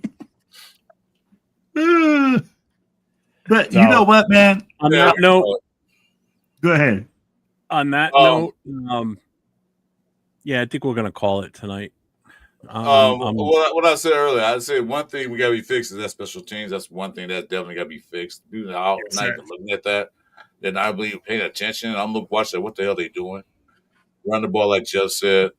Oh, if you're gonna throw the ball, Geno, the short passes to somebody that's okay. And I'm going to say, Geno, stop pulling the O'Connor. Stop pulling the double pump. Use your eyes. Don't sit there and stare at one receiver for 30 seconds and be like, I'm going to throw it that way. The whole defense is watching you right now. Just be a quarterback. Use your feet. Use your eyes. Be mobile. Protect the ball. Don't throw it out of bounds. Before you throw an interception, throw it out of bounds. Gentry, get those carries, get those TDs. Mostert definitely needs to be number 2 and step up the most. I feel that's where it's going to be our secret weapon. Is going to be Mostert, especially with Bowers being out. And I agree with Chris 1,000%. Special teams, just what the fuck? Just step up and do your fucking job. Allow Carlson to do his. Because if you don't do yours, he can't do his at the end of the day. Rafa? And, yes. You're not done that? No, I'm saying no. And I'm saying like no, that's what I'm saying. Like just as a team, we all need to come together. Yes. Rafa, let's go. Let's get it wrapped up. Beat it up. Right, Let's go. So I'm out of here. I'm out of here. So thanks for having me. I know that it's gonna be no problem, Rafa. I'm gonna give you guys the solution. You gotta link. You gotta hit the link. Subscribe to all the pages. You gotta make sure that we run the football. You gotta make sure that we play good defense, and you gotta make sure to stay locked in for next week's episode, baby. And that's how the Raiders are gonna win it this weekend versus the Titans. Let's go. Yes, sir. I'm with you, Jeff. Just run the fucking ball and hold on to the ball. Don't cause any turnovers. That's it for me. Let's make We're not set up for any cute, stupid plays like end arounds and all that other bullshit right now. Just basics. So on that note, make sure you guys hit everybody's channel up that was on the show tonight. Thank Jason Downs for being in here and he left. Thanks for Josh, the accelerator, being in here and he's gone for the night. Chris, I don't know what happened to him. Looks like his internet froze because he froze for a little bit. Lights went out in the neighborhood. He just messaged me. So he lost power. So thanks for Chris for co-hosting like he always does on Friday nights. Thanks for Nate for popping in. Will from being here from the start. Appreciate you, Rafa. Thank you for popping in and spending time with us tonight. Yes. Anthony Predator. Thank you, brother, for popping on. Love all you guys. Love the panel. Coming in here and being with us tonight.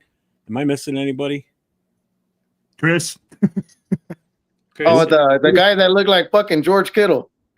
Yeah, Trippy Soul. Okay. So make sure you guys hit up everybody's channels, hit that sub, hit the notification, hit the thumbs up. Appreciate everybody for being out there. Everybody in the chat. It's been a great night tonight in the chat. Some great questions and feedback. So see you tomorrow night for the Raiders Last Call with myself, Jason Downs, and Chris for Raiders. And until then, go Raiders and everybody stay safe. Good night. Raiders! Let's go!